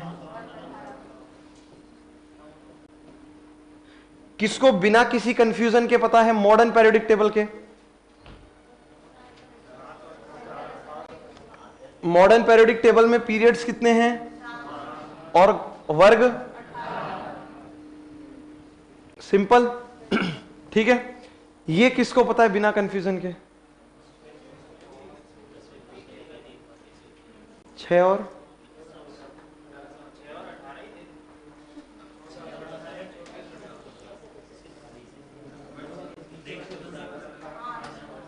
एक एक्स्ट्रा बता दिया था।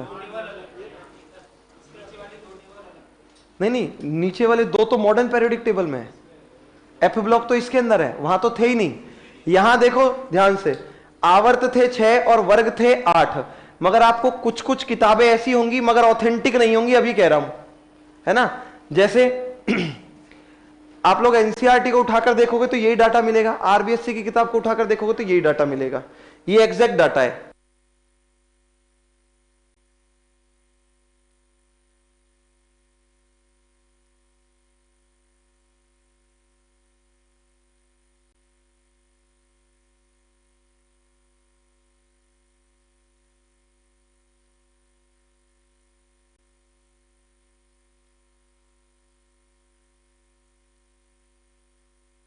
और देखो कहीं कहीं ना क्या लिखा हुआ है कि 8 नहीं है 9 है। उसके पीछे का रीजन बता देता हूं। मेंडलीफ की पेरियोडिक टेबल में तो 8 ही है, मगर बाद में नोबल गैसेस की खोज हो जाने के बाद एक और ग्रुप जोड़ा गया। ऐसा एनसीईआरटी के अंदर स्पष्ट लिखा हुआ है कि मेंडलीफ की पेरियोडिक टेबल के अंदर वर्ग की संख्या 8 है, मगर बाद में उत्कृष्ट गैसों की खोज के बाद इसमें कुल वर्गों की संख्या 9 कर दी गई। जो मेंडलीफ ने नहीं की थी। इसलिए एग्जामिनेशन के अंदर सही क्या मानी हुई है, 8 मानी हुई है। ठीक है, इसलिए हम बिना टेंशन लिए 8 लिख सकते हैं, कोई दिक्कत वाली बात नहीं है अपन को। अब आगे की बात सुनो, इसमें 6 और 8 है, यहां पर कोई चिंता की बात नहीं है, इतने ही मांगे जाएंगे। ठीक है, चलो ये फैन बंद कर देना भाई, ये इसी की कह रहे हो ना भाई? हाँ, कौन कह रहा है ये बताओ पहले तो।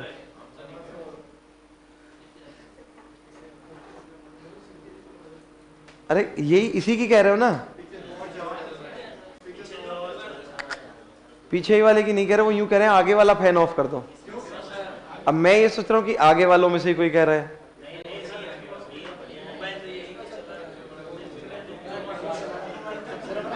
हाँ, और देखो एक चीज बता देता हूं, अगर किसी को ना फैन ऑफ करवाना हो ना तो सीधा हाथ ऊपर करके वो बोल दे, है ना।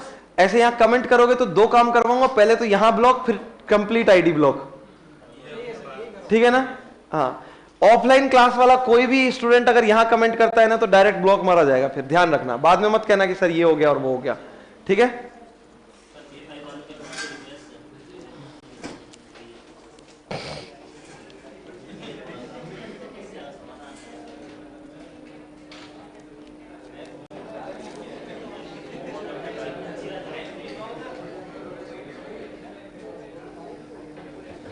हाँ यही पढ़ाएंगे भाई, इसीलिए तो मैंने बोला था ना कि यही वाले टॉपिक पहले पढ़ाऊंगा। इसीलिए तो कहा था मैंने आप लोगों से कि अब मैं जो भौतिक एवं रासायनिक परिवर्तन है वो डिस्कस करूंगा, उसके बाद ही तो हम लोग जो केमिकल रिएक्शन है वो डिस्कस करेंगे, उसी क्रम में पढ़ाऊंगा, चिंता मत करो।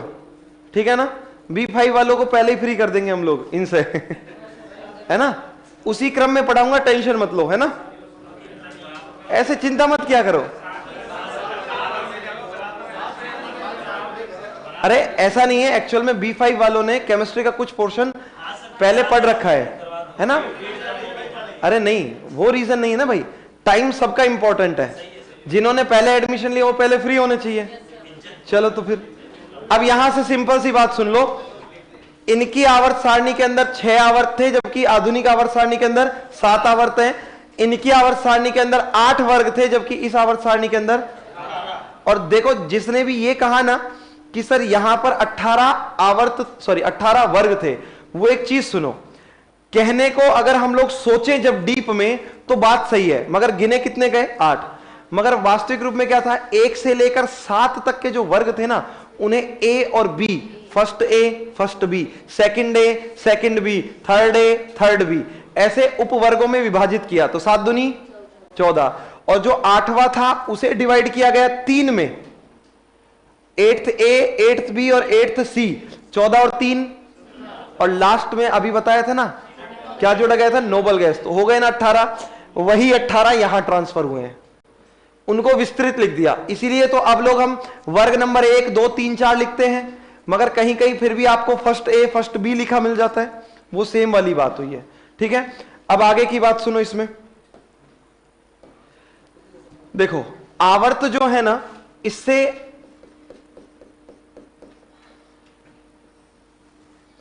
ये सिंपल है अपने पास कि किसी भी आवर्त में कितने तत्व होते हैं।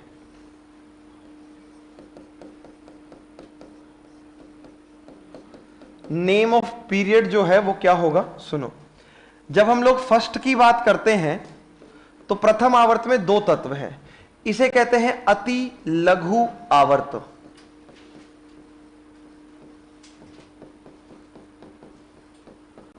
टू शॉर्ट पीरियड, अति लघु आवर्त।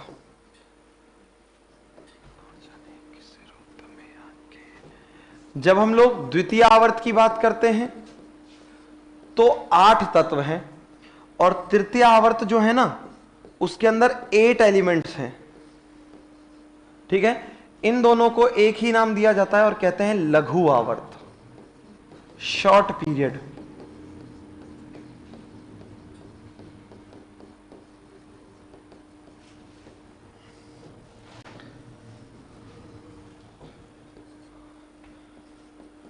चौथा जो हमारे पास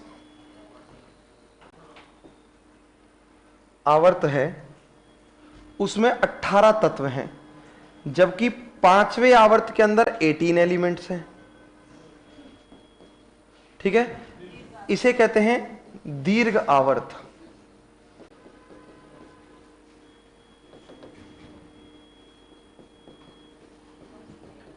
लॉन्ग पीरियड। जबकि हमारे पास जो छठा आवर्त है ना,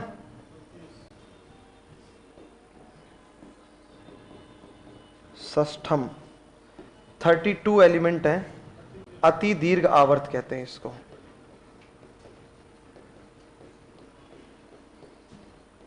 टू लॉन्ग पीरियड, ये इनके नाम है अपने पास, ठीक है।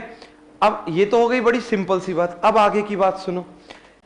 7वें आवर्त के लिए मैं इसलिए नहीं लिख रहा, क्यों? क्योंकि 6 आवर्तों की बात और इन सभी तत्वों की बात मेंडलीफ की आवर्त सारणी में कही गई थी, ठीक है ना, जिसको एज इट इज उठाकर आधुनिक आवर्त सारणी में रख दिया गया है।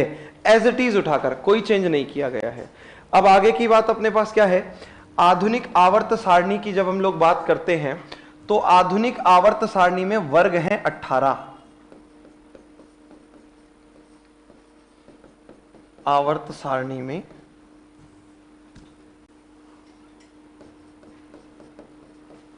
वर्ग हैं 18।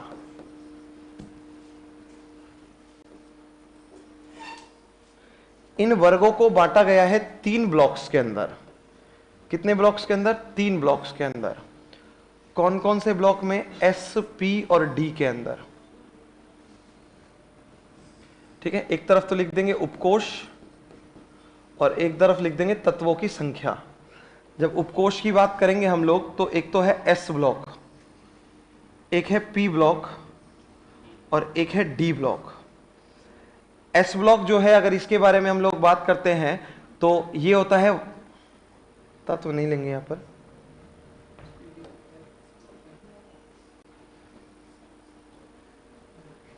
यहां पर हम लेंगे वर्ग नंबर। तो वर्ग नंबर 1 और 2 ये दोनों एस ब्लॉक एलिमेंट है। पी जो है वो 13 से लेकर 18 तक है, जबकि डी 3 से लेकर 12 तक। वर्ग 1 के जो तत्व है ना, हाँ, वर्ग 1 जो है ये कहलाता है हमारे पास क्षारीय, हाँ जी, क्षारीय धातु, एल्कली मेटल्स।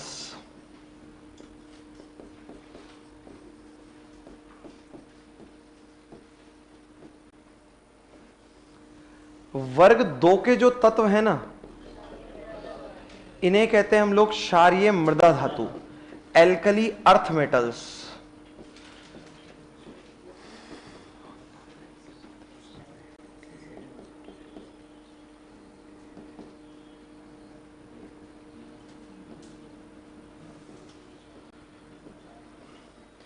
और तीसरे नंबर पर बात करते हैं, वर्ग 3 से लेकर और 12 तक के जो तत्व है ना, वो है डी ब्लॉक।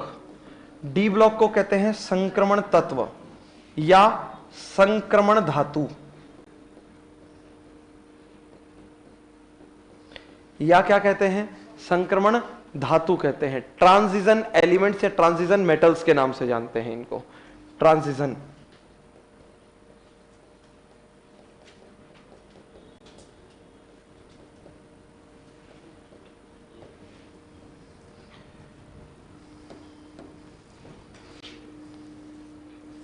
तेरह से लेकर 18,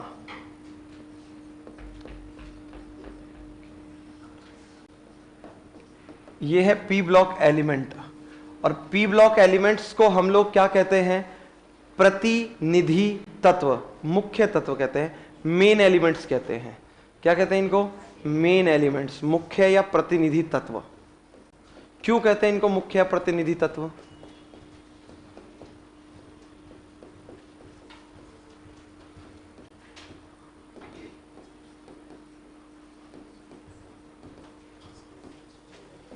क्यों कहते हैं इनको मुख्य या प्रतिनिधि तत्व?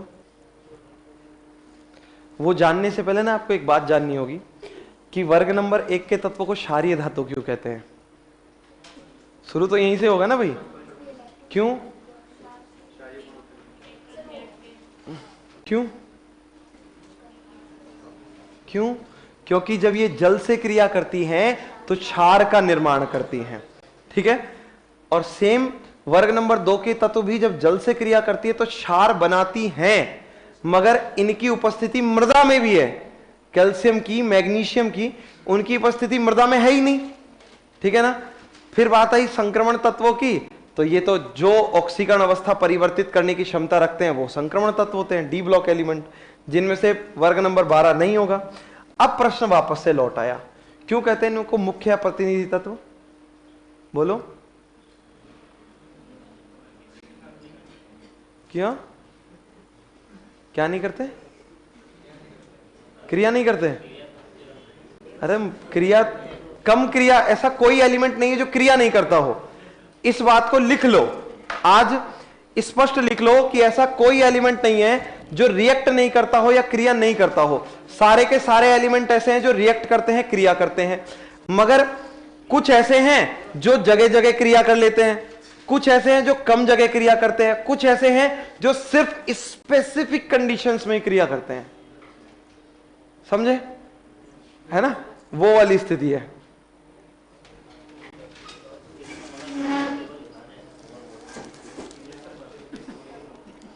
हाँ हाँ, वो दिखा देंगे फोटोज, तो पहले इसके बेस को तो कर लें क्लियर।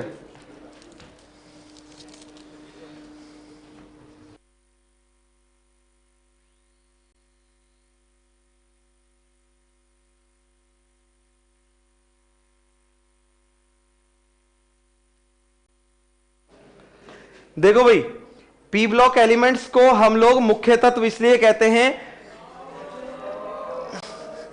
अरे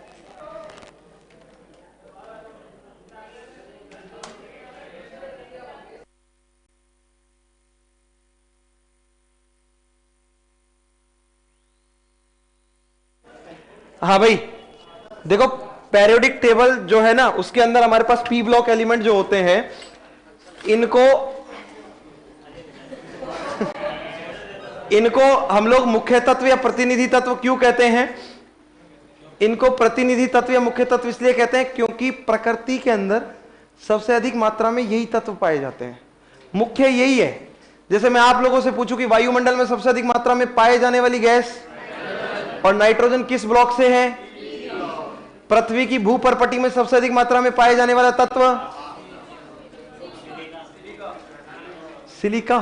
सिलिका कौन सा तत्व है? कौन? अरे कौन? नहीं, ऑप्शन दूं? ऑप्शन दे देंगे इसके, तो हम ए बी सी डी।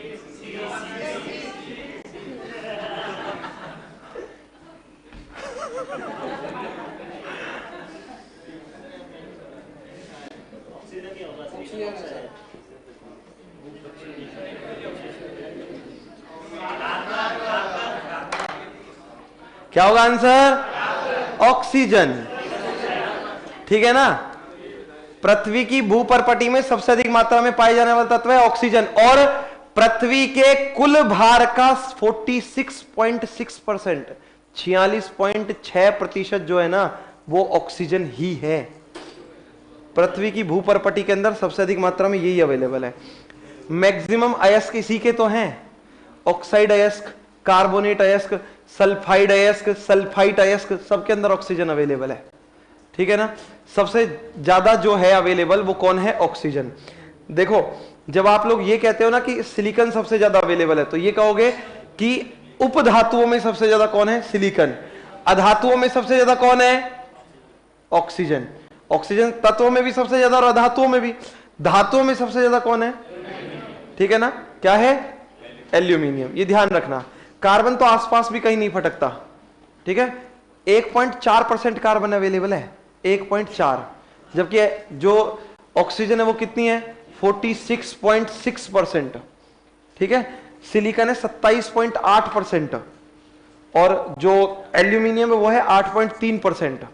तो ये अपने पास इनकी स्थिति है, इसलिए इनको मुख्य तत्व या प्रतिनिधि तत्व कहते हैं, क्योंकि ये प्रकृति के अंदर सबसे अधिक मात्रा में पाए जाते हैं। और दूसरी बात, जब बात आती है रिएक्टिविटी की, तो यही मोस्ट रिएक्टिव एलिमेंट है। और अगर यकीन ना हो तो सिर्फ एक एलिमेंट को देख लो, सब यकीन हो जाएगा, फ्लोरीन। किसी के साथ भी रख दो, उसका इलेक्ट्रॉन अपनी तरफ ना खींच ले तो नाम बदल देना इसका, है ना। क्यों खींच लेगा? क्योंकि इसकी इलेक्ट्रोनेगेटिविटी हाईएस्ट होती है, सबसे अधिक इलेक्ट्रोनेगेटिविटी इसकी है। इसी ने तो देखो क्या है अपने पास,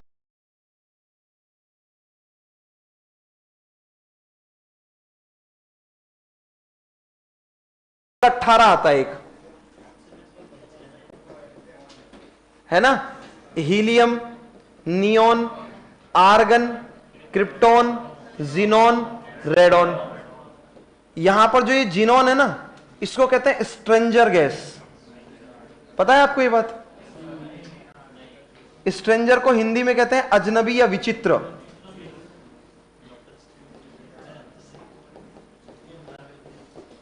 ठीक है ना, अजनबी या विचित्र। इसे अजनबी या विचित्र क्यों कहते हैं? घर नंबर 18 में रहते हैं ये। 6 के 6 लोगों ने डिसाइड कर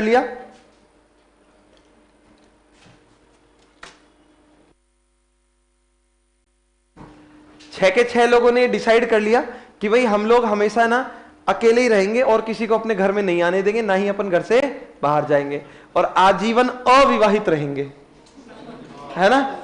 मोह माया से ऊपर उठ गए, जिंदगी में सैचुरेशन स्टेट आ गई, ठीक है ना, जिंदगी में सैचुरेशन स्टेट आ गई। मगर हुआ क्या? हुआ ये कि एक बार फ्लोरीन घूमता घूमता इस गली में चला गया, ठीक है ना। और हो सकता है फ्लोरीन को जिनोन पसंद आ गया हो या आ गई हो, ठीक है। यही इसको बेला फुसला के भगा ले गया। इसीलिए पहला कंपाउंड जो पाया गया वो यही था। देखो, भगाने के लिए भी 2 चाहिए, मोह माया इनकी ज्यादा थी ठीक है ना। वास्तविकता क्या है? इसकी इलेक्ट्रोनेगेटिविटी हाईएस्ट होती है। हाईएस्ट इलेक्ट्रोनेगेटिविटी की वजह से ये किसी के भी इलेक्ट्रॉन को अपनी ओर अट्रैक्ट करने की क्षमता रखता है। इलेक्ट्रॉन का अट्रैक्शन होगा तो बॉन्डिंग फॉर्म हो जाएगी, बंध बन जाएगा, और बंध बन जाएगा तो यौगिक बन जाएगा। इसलिए XeF2 जो है वो बन गया था। दूसरी बात और सुनो, यहां पर एक बात और बता देता हूं, सिंपल बात याद रखना। जब इसने अपनी रिएक्टिविटी रिप्रेजेंट कर दी ना, तो बाकी सब ने ये कहा कि तूने अपने घर के रूल को तोड़ दिया, आज से तू हमारे लिए अजनबी मरा हुआ घोषित नहीं किया, क्योंकि बाद में इन लोगों को यह पता चला कि हाँ अच्छी चीज है। फिर क्रिप्टॉन भी इसके हाँ, फिर क्रिप्टॉन के भी तो कंपाउंड मिलने लगे ना अब, है ना। अब एक चीज सुनना, रेडॉन और हीलियम को छोड़कर सबके कंपाउंड अवेलेबल है, ठीक है ना। वैज्ञानिक लगे हुए हैं हीलियम के यौगिक ढूंढने में और उम्मीद यह है कि मिल जाएंगे और आपको पता है क्या, जब भी कोई संकल्प या व्रत लेते हैं ना बहुत सारे लोग, जैसे कई बार दोस्त क्या होते हैं, कुछ लोग ऐसे होते हैं जो कॉलेज में नए निकलते हैं और पानी पी लेते हैं 12th पास की और कॉलेज में चले गए। तो कुछ लोग ऐसे होते हैं जो विभिन्न राहों पर भटक जाते हैं, पूरा का पूरा ग्रुप ही, कि भाई अब कॉलेज में आ गए हैं, बाहर आ गए हैं, घर वालों की परवाह नहीं है, तो जैसे धूम्रपान शुरू कर दिया, है ना, सिगरेट विगरेट पीना। मगर उनको पता चला कि फेफड़े कमजोर हो रहे हैं, है ना, तो फिर कसम खाते हैं 31 दिसंबर की रात को कि कल से बंद, है ना, कल से बंद। मान के चलो 4-5 लोग हैं, ये 6 हैं तो वो भी 6 हैं, 6 के 6 ने डिसाइड किया। उनमें से एक ऐसा जरूर होगा जिसका व्रत या संकल्प सबसे कच्चा होगा, है ना। अगला दिन तो शुरू भी मुश्किल से होता है। शांत भाई,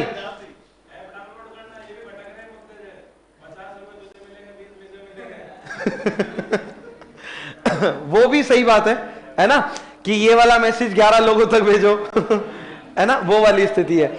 मगर यहां देखो, ये जब जिनॉन पर गौर किया गया ना, तो इसका व्रत या संकल्प जो था इनमें सबसे कच्चा था। जिनॉन के 1 मोल को रिएक्ट करने के लिए 1170 किलो जूल पर मोल की एनर्जी चाहिए, जबकि ऑक्सीजन के 1 मोल को रिएक्ट करने के लिए 1176 किलो जूल पर मोल की एनर्जी चाहिए। मतलब ऑक्सीजन को उससे ज्यादा एनर्जी चाहिए। वो तो लोगों ने इनकी वजह से इस पर ध्यान ही नहीं दिया, है ना, नहीं तो ये पता नहीं कब से भाग जाती घर से। बहुत पहले इसके कंपाउंड प्राप्त हो जाते हैं, बहुत पहले। वो तो ध्यान ही नहीं गया कभी इसके ऊपर, क्योंकि ये तो रिएक्टिव नहीं करती, रिएक्ट नहीं करती, रिएक्ट, है ना, भाव नहीं देती है भाई, उस गली में जाना ही नहीं है, वो वाली स्थिति है ना। यही दो चीज तो होती है कि भाई खूबसूरत है, हैंडसम है, तो पहले से गर्लफ्रेंड है, बॉयफ्रेंड होंगे, तो कोई सोचता ही नहीं है। अरे कंपाउंड पहले से अवेलेबल होंगे या फिर त्याग रखा होगा। ओ बस भाई, क्या हो गया, बुढ़ापा आ गया जिनोन में। 1856 में तो कंपाउंड प्राप्त हुए थे, ठीक है ना। अब तक तो इनके बच्चे जो पोते पोती है उनका भी बुढ़ापा चल रहा होगा। सुनो अब आगे की बात। ये अपने पास पेरियोडिक टेबल को डिवाइड किया गया है, अलग अलग भागों में विभक्त कर लिया गया है। पेरियोडिक टेबल में कुछ एलिमेंट ऐसे हैं जो मेटल है, कुछ ऐसे हैं जो नॉन मेटल है, और कुछ ऐसे जो मेटलॉइड से मतलब उपधातु हैं। धातु, अधातु और उपधातु तीनों प्रकार के तत्व जो हैं वो आवर्त सारणी के अंदर प्रेजेंट हैं। अब अपने पास प्रश्न ये है कि जो एस ब्लॉक एलिमेंट है उनकी नेचर कैसा है, धात्विक है अधात्विक है। तो एस ब्लॉक एलिमेंट जो है वो सारे धात्विक है, केवल हाइड्रोजन को छोड़ दोगे तो। हाइड्रोजन को वैसे तो अधातुओं में रखते हैं मगर मानते कहीं भी नहीं है। हाइड्रोजन रूड एलिमेंट है, जैसे संख्या 1 है ना, भाज्य भाज्य कुछ किसी में गिनते हो क्या, रूड मानते हो उसको, ऐसे ही मानेंगे उसके अंदर हाइड्रोजन को भी। क्यों? क्योंकि हाइड्रोजन की जगह ही फिक्स नहीं है। पेरियोडिक टेबल अभी दिखाऊंगा मैं आप लोगों को, देखोगे पेरियोडिक टेबल के अंदर हाइड्रोजन को ऐसे रखा गया है, इसको अलग रखा गया है अपने ग्रुप से। तो एक तो हाइड्रोजन को छोड़ दोगे तो जो एस ब्लॉक है उसमें सारे एलिमेंट धातु है, एस ब्लॉक के अंदर मेटल्स अवेलेबल है, डी ब्लॉक के अंदर मेटल्स अवेलेबल है, ठीक है ना। और फिर हम लोग बात करते हैं एफ ब्लॉक की, तो एफ ब्लॉक के अंदर भी मेटल्स अवेलेबल है, मेटल्स। फिर बात अपने पास ये आती है कि सर तो फिर मेटलॉइड्स और नॉन मेटल्स कहां हैं। तो देखो जो पी ब्लॉक है ना, इसके अंदर कुछ नॉन मेटल्स हैं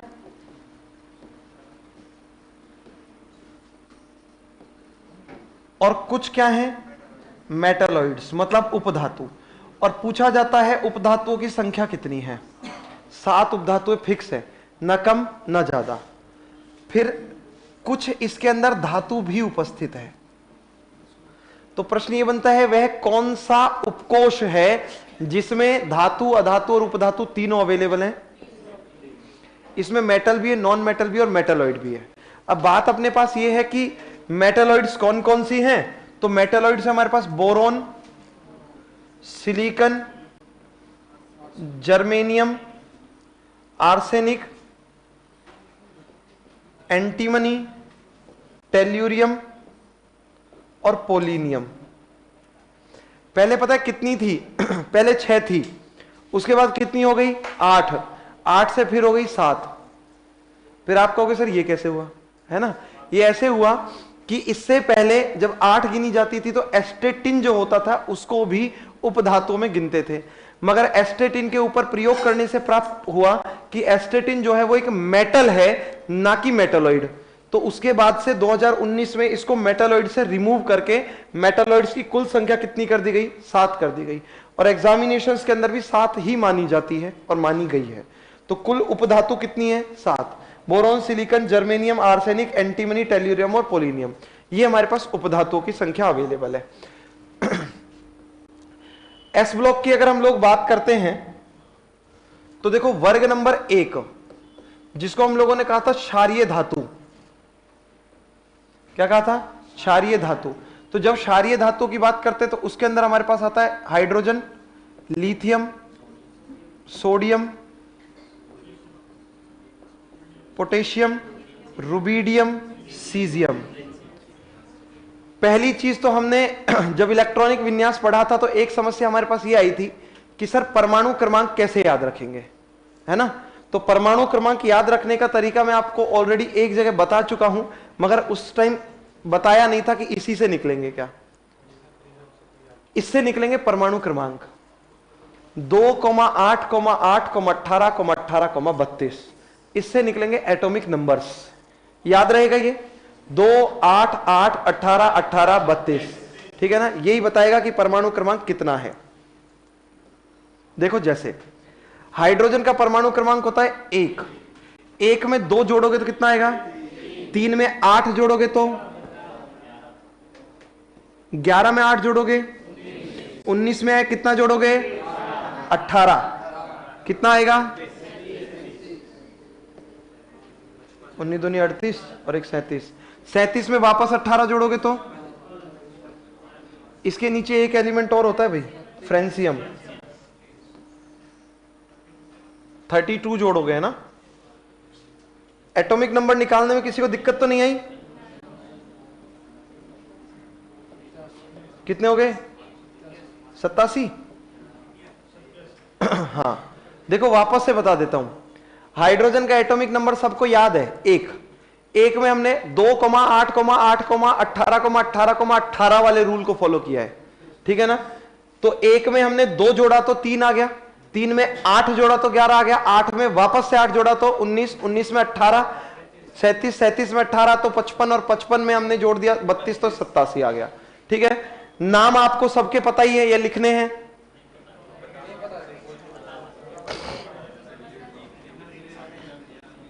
अच्छा देखो इनके सबको पता है, जिन जिन के नहीं पता ना वही लिख रहा हूं भाई मैं, है ना, वहीं से लिखूंगा। ये रुबिडियम है, सीजियम है और ये फ्रेंसियम है।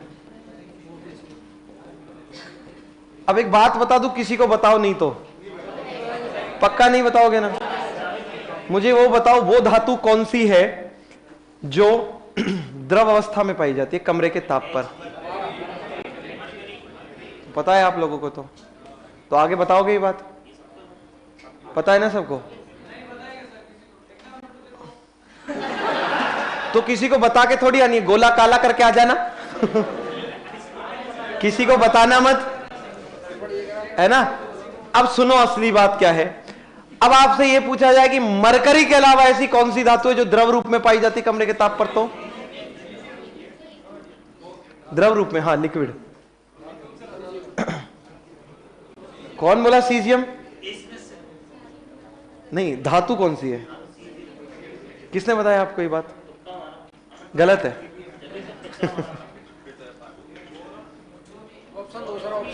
अरे शाबाश, ये कौन बोला? हाँ, ब्रोमीन अधातु है ये बेंजीन वाला कौन है पहले मुझे ये बताओ। बेंजीन हाइड्रोकार्बन है C6H6। भाई देखो ऐसा है कि मैं मानता हूं क्वेश्चन गलत होता है मगर इतना गलत नहीं होता है अब ध्यान से सुनो भाई, ऑप्शन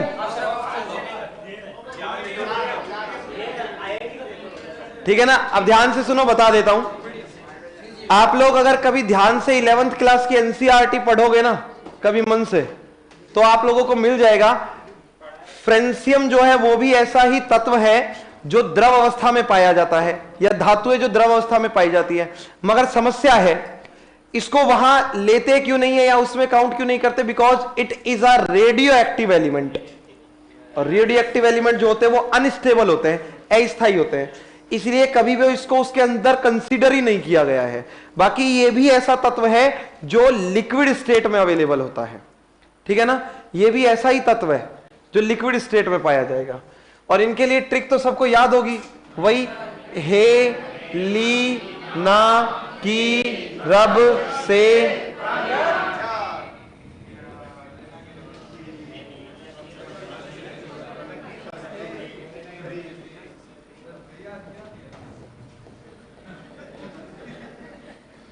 ठीक है ना, हेलिना की रब से फरियाद।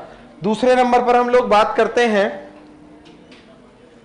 वर्ग नंबर 2। वर्ग नंबर 2 में हमारे पास क्या क्या आता है? बेरिलियम, मैग्नीशियम, कैल्शियम, स्ट्रोंसियम, बेरियम और रेडियम। ठीक है ना। अब देखो कहां से शुरू करो, एटॉमिक नंबर पर बात करते हैं। उससे पहले नाम लिख देता हूं। 3 के सबको पता है, इसका नाम है स्ट्रोंसियम। ये होता है बेरियम, और ये रेडियम। रोशनी के लिए उपयोग यही आता है स्ट्रोंसियम, है ना। घड़ी में रेडियम आता है, जबकि जो क्रैकर्स होते हैं ना, बम पटाखे, उनके अंदर स्ट्रोंसियम होता है रोशनी के लिए। ठीक है, क्या पटाखों में, हाँ वही तो बता रहा हूं, स्ट्रोंसियम अलग अलग तरंग दैर्ध्य, ठीक है ना। रेडियम तो घड़ी वगैरह में आता है, या फिर जो हम लोग गाड़ियों के ऊपर स्टिकर चिपकाते हैं ना, उनके अंदर। हाँ देखो, अब ध्यान से सुनो, इसमें एटॉमिक नंबर की बात करेंगे हम लोग। बेरिलियम का सबको पता है कितना है, 4। अब 4 वाला 2 को तो छोड़कर आया है और खुद 8 वाले ग्रुप के अंदर बैठा है। इसका मतलब कितना जोड़ दोगे, 8, 8 और 4 12 में वापस कितने, 8, मतलब 20। 20 में 18 जोड़ो, 38 में 18 जोड़ो, और 56 में 32 जोड़ोगे तो बोलो कोई दिक्कत है, एटॉमिक नंबर भी निकल जाएंगे। अब वो भाई साहब एटॉमिक नंबर दे या ना दे, अपन जो इलेक्ट्रॉनिक कॉन्फ़िगरेशन है लिख सकते हैं ना, इतने तक तो लिख सकते हैं। और इसकी ट्रिक होती है, बेटा मांगे कार स्कूटर बाप राजी, ठीक है ना।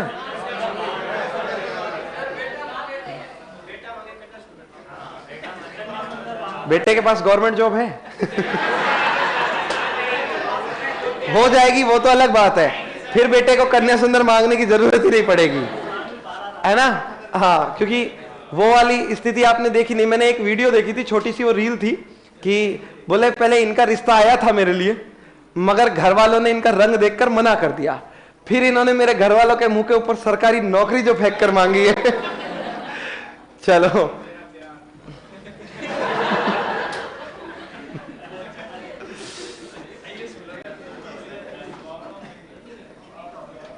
भाई एक बात बताऊं मैं आपको, जितनी देर देखो, पहली बात तो वो मूवी सिर्फ लगभग 2.5 घंटे की है। दूसरी बात ये बता देता हूं, जितने टाइम के अंदर वो मूवी बनी है ना, 6.5 महीने में, इतने टाइम के अंदर आईएएस का सिलेबस भी कवर नहीं होता है, उन्होंने मूवी बना दी। तो ऐसा सिर्फ ना मूवी में ही पॉसिबल है, और कहीं पॉसिबल नहीं होगा। शादी में जरूर आना।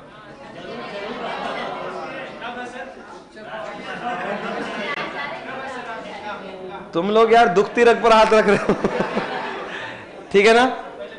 देखो एक चीज याद रखना इस ट्रिक के अंदर, है ना, हमेशा इस बात को याद रखना, ऊपर चाहे कुछ भी लिखो, चाहे बेटी कार स्कूटी मांगे, बेटा काला शर्ट मांगे, कार स्कूटर मांगे, मगर लास्ट में बापू को राजी रखना, ठीक है ना। हाँ चलो, फिर हम लोग बात करते हैं, देखो वर्ग जो 13 है उसकी बात करेंगे। डी ब्लॉक को अलग से पढ़ेंगे हम लोग, वर्ग 13 की बात करेंगे।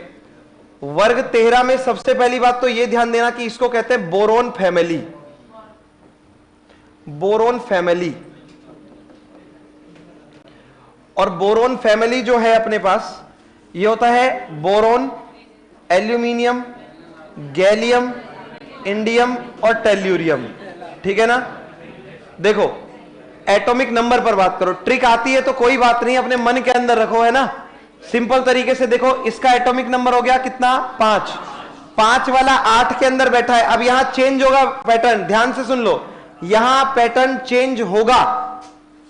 5 वाला खुद 8 के अंदर बैठा है और पी ब्लॉक में जा चुका है। इसका मतलब 5 में 8 जोड़ोगे तो 13।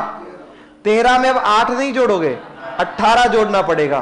तो इस बात का ध्यान रखना, वही तो कहा पैटर्न चेंज होगा। खुद ये 8 के अंदर बैठा है ना भाई, 2 को तो पहले ही हटा चुके, ये खुद 8 के अंदर बैठा है, 2 तो खत्म हो चुका है इसके नाम के लिए, 2 तो है नहीं, खुद ये 8 में ही तो बैठा है। अगला 8 होगा, अगला फिर 18 ही तो होगा, ठीक है ना। इसलिए यहां जोड़ो, 18 जोड़ोगे तो कितना आएगा, 31। 31 में 18 जोड़ोगे 49 में आप लोग जोड़ दो कितना, 32, तो कितना हो जाएगा, 81। और ये बोरोन, एल्यूमिनियम, गैलियम,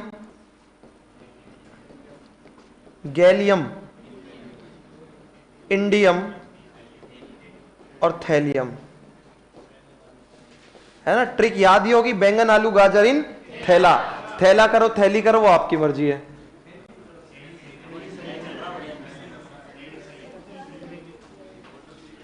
वर्ग नंबर 14, इसको कहते हैं कार्बन फैमिली।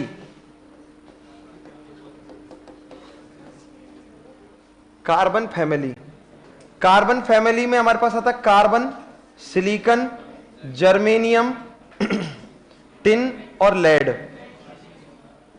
यह है जर्मेनियम, यह है टिन और यह है लेड। ठीक है, अब देखो 6 पर 6 खुद में कितने में बैठा है? 8 में। 8 इसमें जोड़ोगे 6 और 8 14, 14 में वापस 18 जोड़ोगे तो 32 में 18 जोड़े तो 50 में 32 जोड़े तो, ठीक है। ट्रिक देखो इसके लिए कई है ना। काशी गए शंकर प्रभु, है ना, या फिर कहे शिव जी सुनो पार्वती, है ना, या फिर, है ना, कौन से कार्बन कहे सीता जी,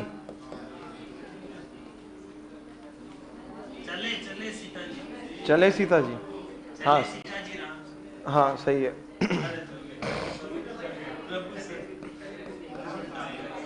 चले सीता जी,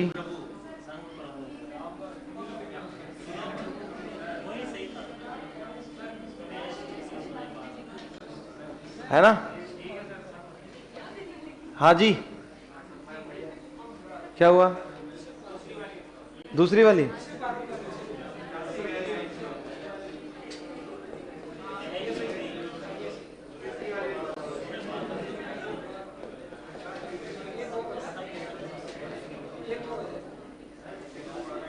है ना। ऐसे कई ट्रिक हैं, जो आपको याद हो जाए उससे याद कर लेना, कोई दिक्कत वाली नहीं है। अगला है अपने पास वर्ग 15। इसको नाइट्रोजन फैमिली तो कहते हैं, मगर नाइट्रोजन फैमिली पर इतना फोकस नहीं किया जाता जितना इसके दूसरे नाम पर फोकस किया जाता है, क्योंकि इनको हम लोग कहते हैं निकोजन्स।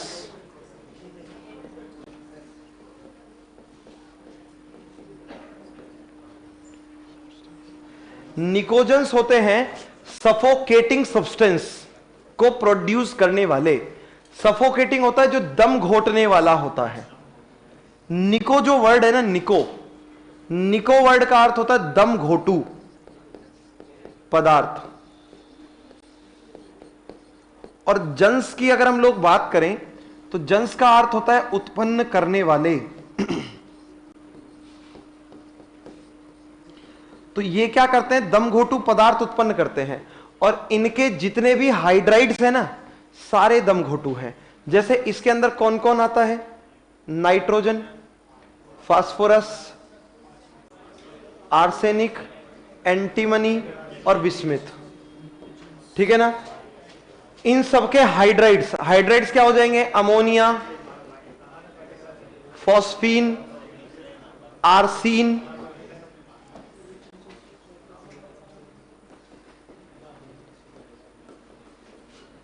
एंटीमनीन और बिस्मिथीन। ये सारे के सारे दमघोटू पदार्थ हैं। इनके हाइड्राइड्स हैं, ये सारे दमघोटू पदार्थ हैं, इसलिए हम लोग कहते हैं इनको दमघोटू। अगर इस रूम के अंदर अमोनिया का प्रसार कर दिया जाए ना, तो हम लोग रुक नहीं पाएंगे, ठीक है। क्या कह रहे हो? एक्सपेरिमेंट करें? अरे रहने दो, फिर रुकना है अपने को। तो देखो ये आता है 7 नंबर पर। 7 में 8 जोड़ोगे तो 15 में 18 जोड़ोगे तो 33 में 18 जोड़ोगे तो 51 में 18 32 जोड़ोगे तो ये है आर्सेनिक,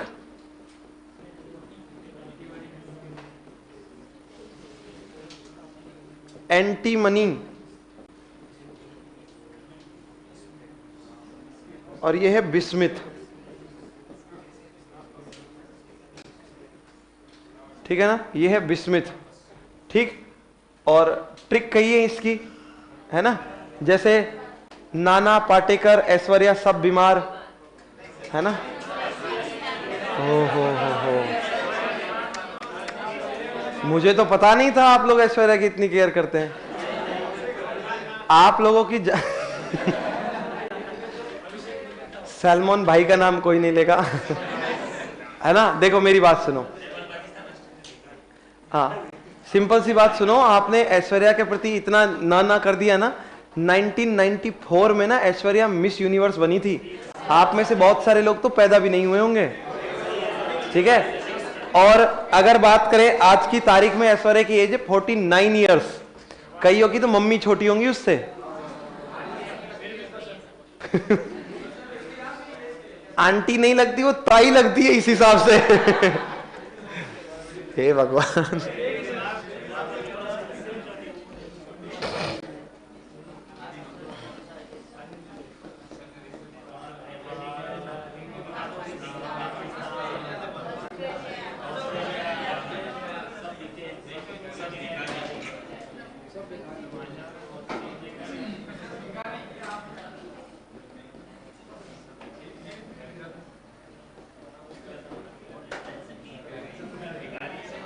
ठीक है ना।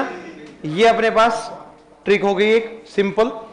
फिर अपने पास आता है वर्ग नंबर 16।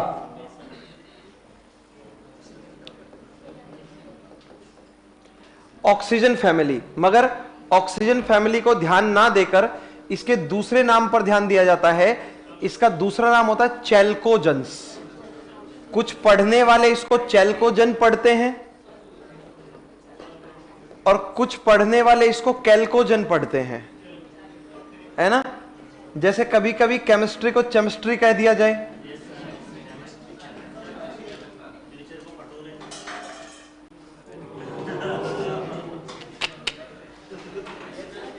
अरे भाई तुम बड़े हो जाओ ना यार हैं?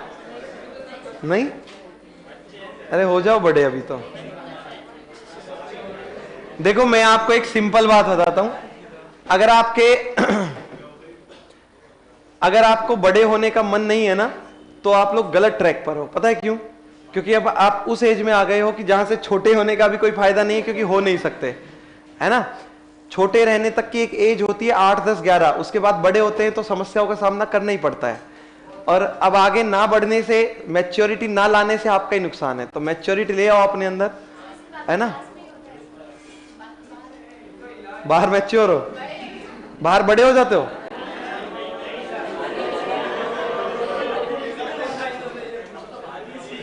तुम्हारी क्लास पार्क में लगानी पड़ेगी देखो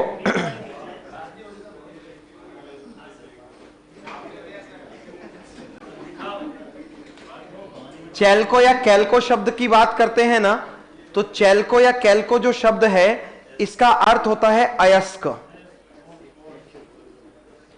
अयस्कों को प्यार से कहते हैं ओर्स, ठीक है ना। और जंस का अर्थ मैं आपको ऑलरेडी बता चुका हूं। जंस का अर्थ होता है उत्पन्न करने वाले।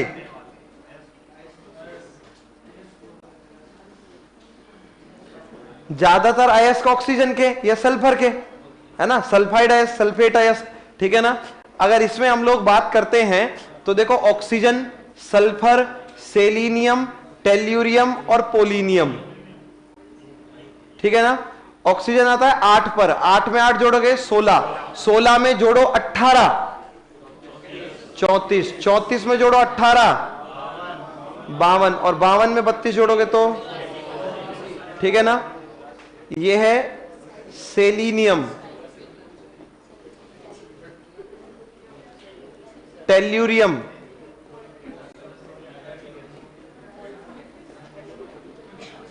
पोलोनियम कहो या पोलिनियम कहो, एक ही है भाई।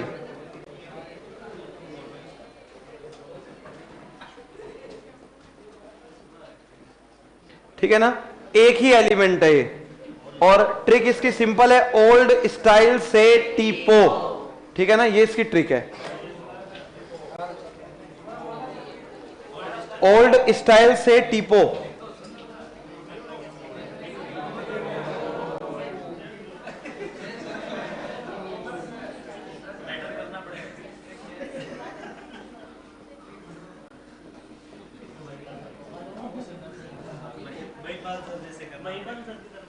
क्या नहीं, वो सिर्फ कहते थे भाई, वो कोर्स पूरा हो गया ना उनका, ठीक है ना।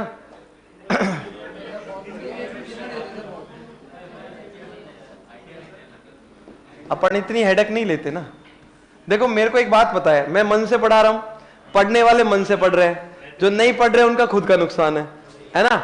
और नुकसान डबल तरीके से, पहले दे चुके हो अपना पैसा, टाइम सबसे बड़ी चीज दे रहे हो। हालांकि मैं उन चीजों की चिंता नहीं करता जो वापस आ सकता है, क्योंकि पैसा तो वापस आ जाएगा, है ना, मगर टाइम आपका वापस नहीं आएगा। इसीलिए मैं बार बार आप लोगों से बीच बीच में कहता रहता हूं कि खुद के लिए सीरियस हो जाओ, है ना। क्योंकि ऐसा नहीं है कि जो अगर आप लोग ये मौज मस्ती कर रहे हो ना, ये सब यहीं रह जाएगा। और लास्ट में मैं ये नहीं चाहता कि किसी के साथ दो चीजें रहें, एक तो कास्टवर्ड और आपके साथ जो स्थिति उसमें बेरोजगार वह में बे रहे। तो ये दो चीजें अगर रहेंगी ना तो बहुत दुख होगा बाद में, है ना। इसीलिए मैं आप लोगों से बीच बीच में कहता रहता हूं कि सीरियस हो जाओ।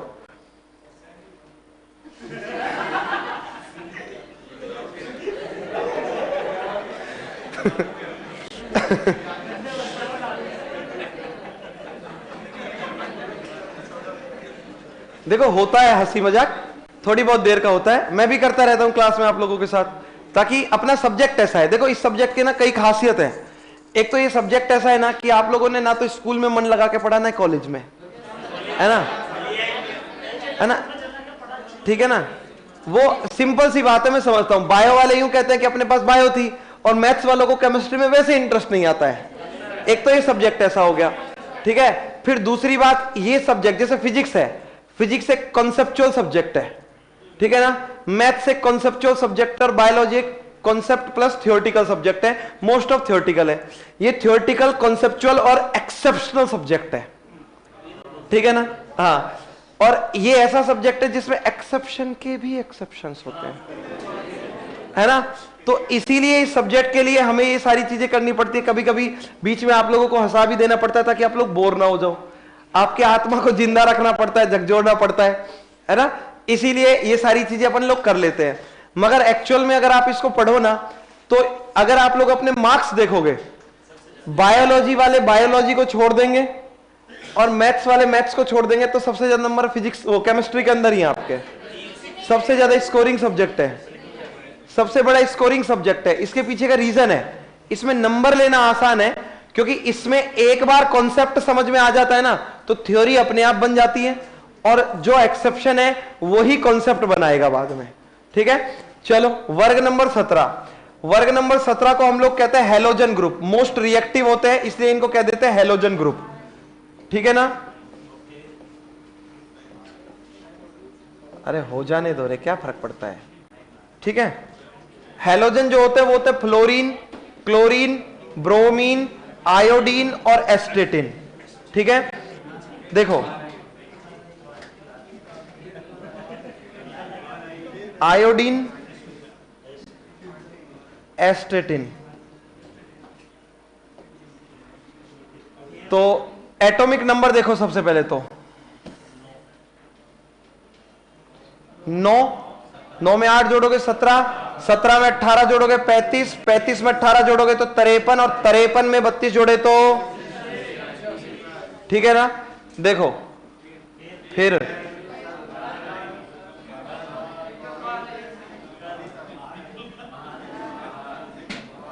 बाहर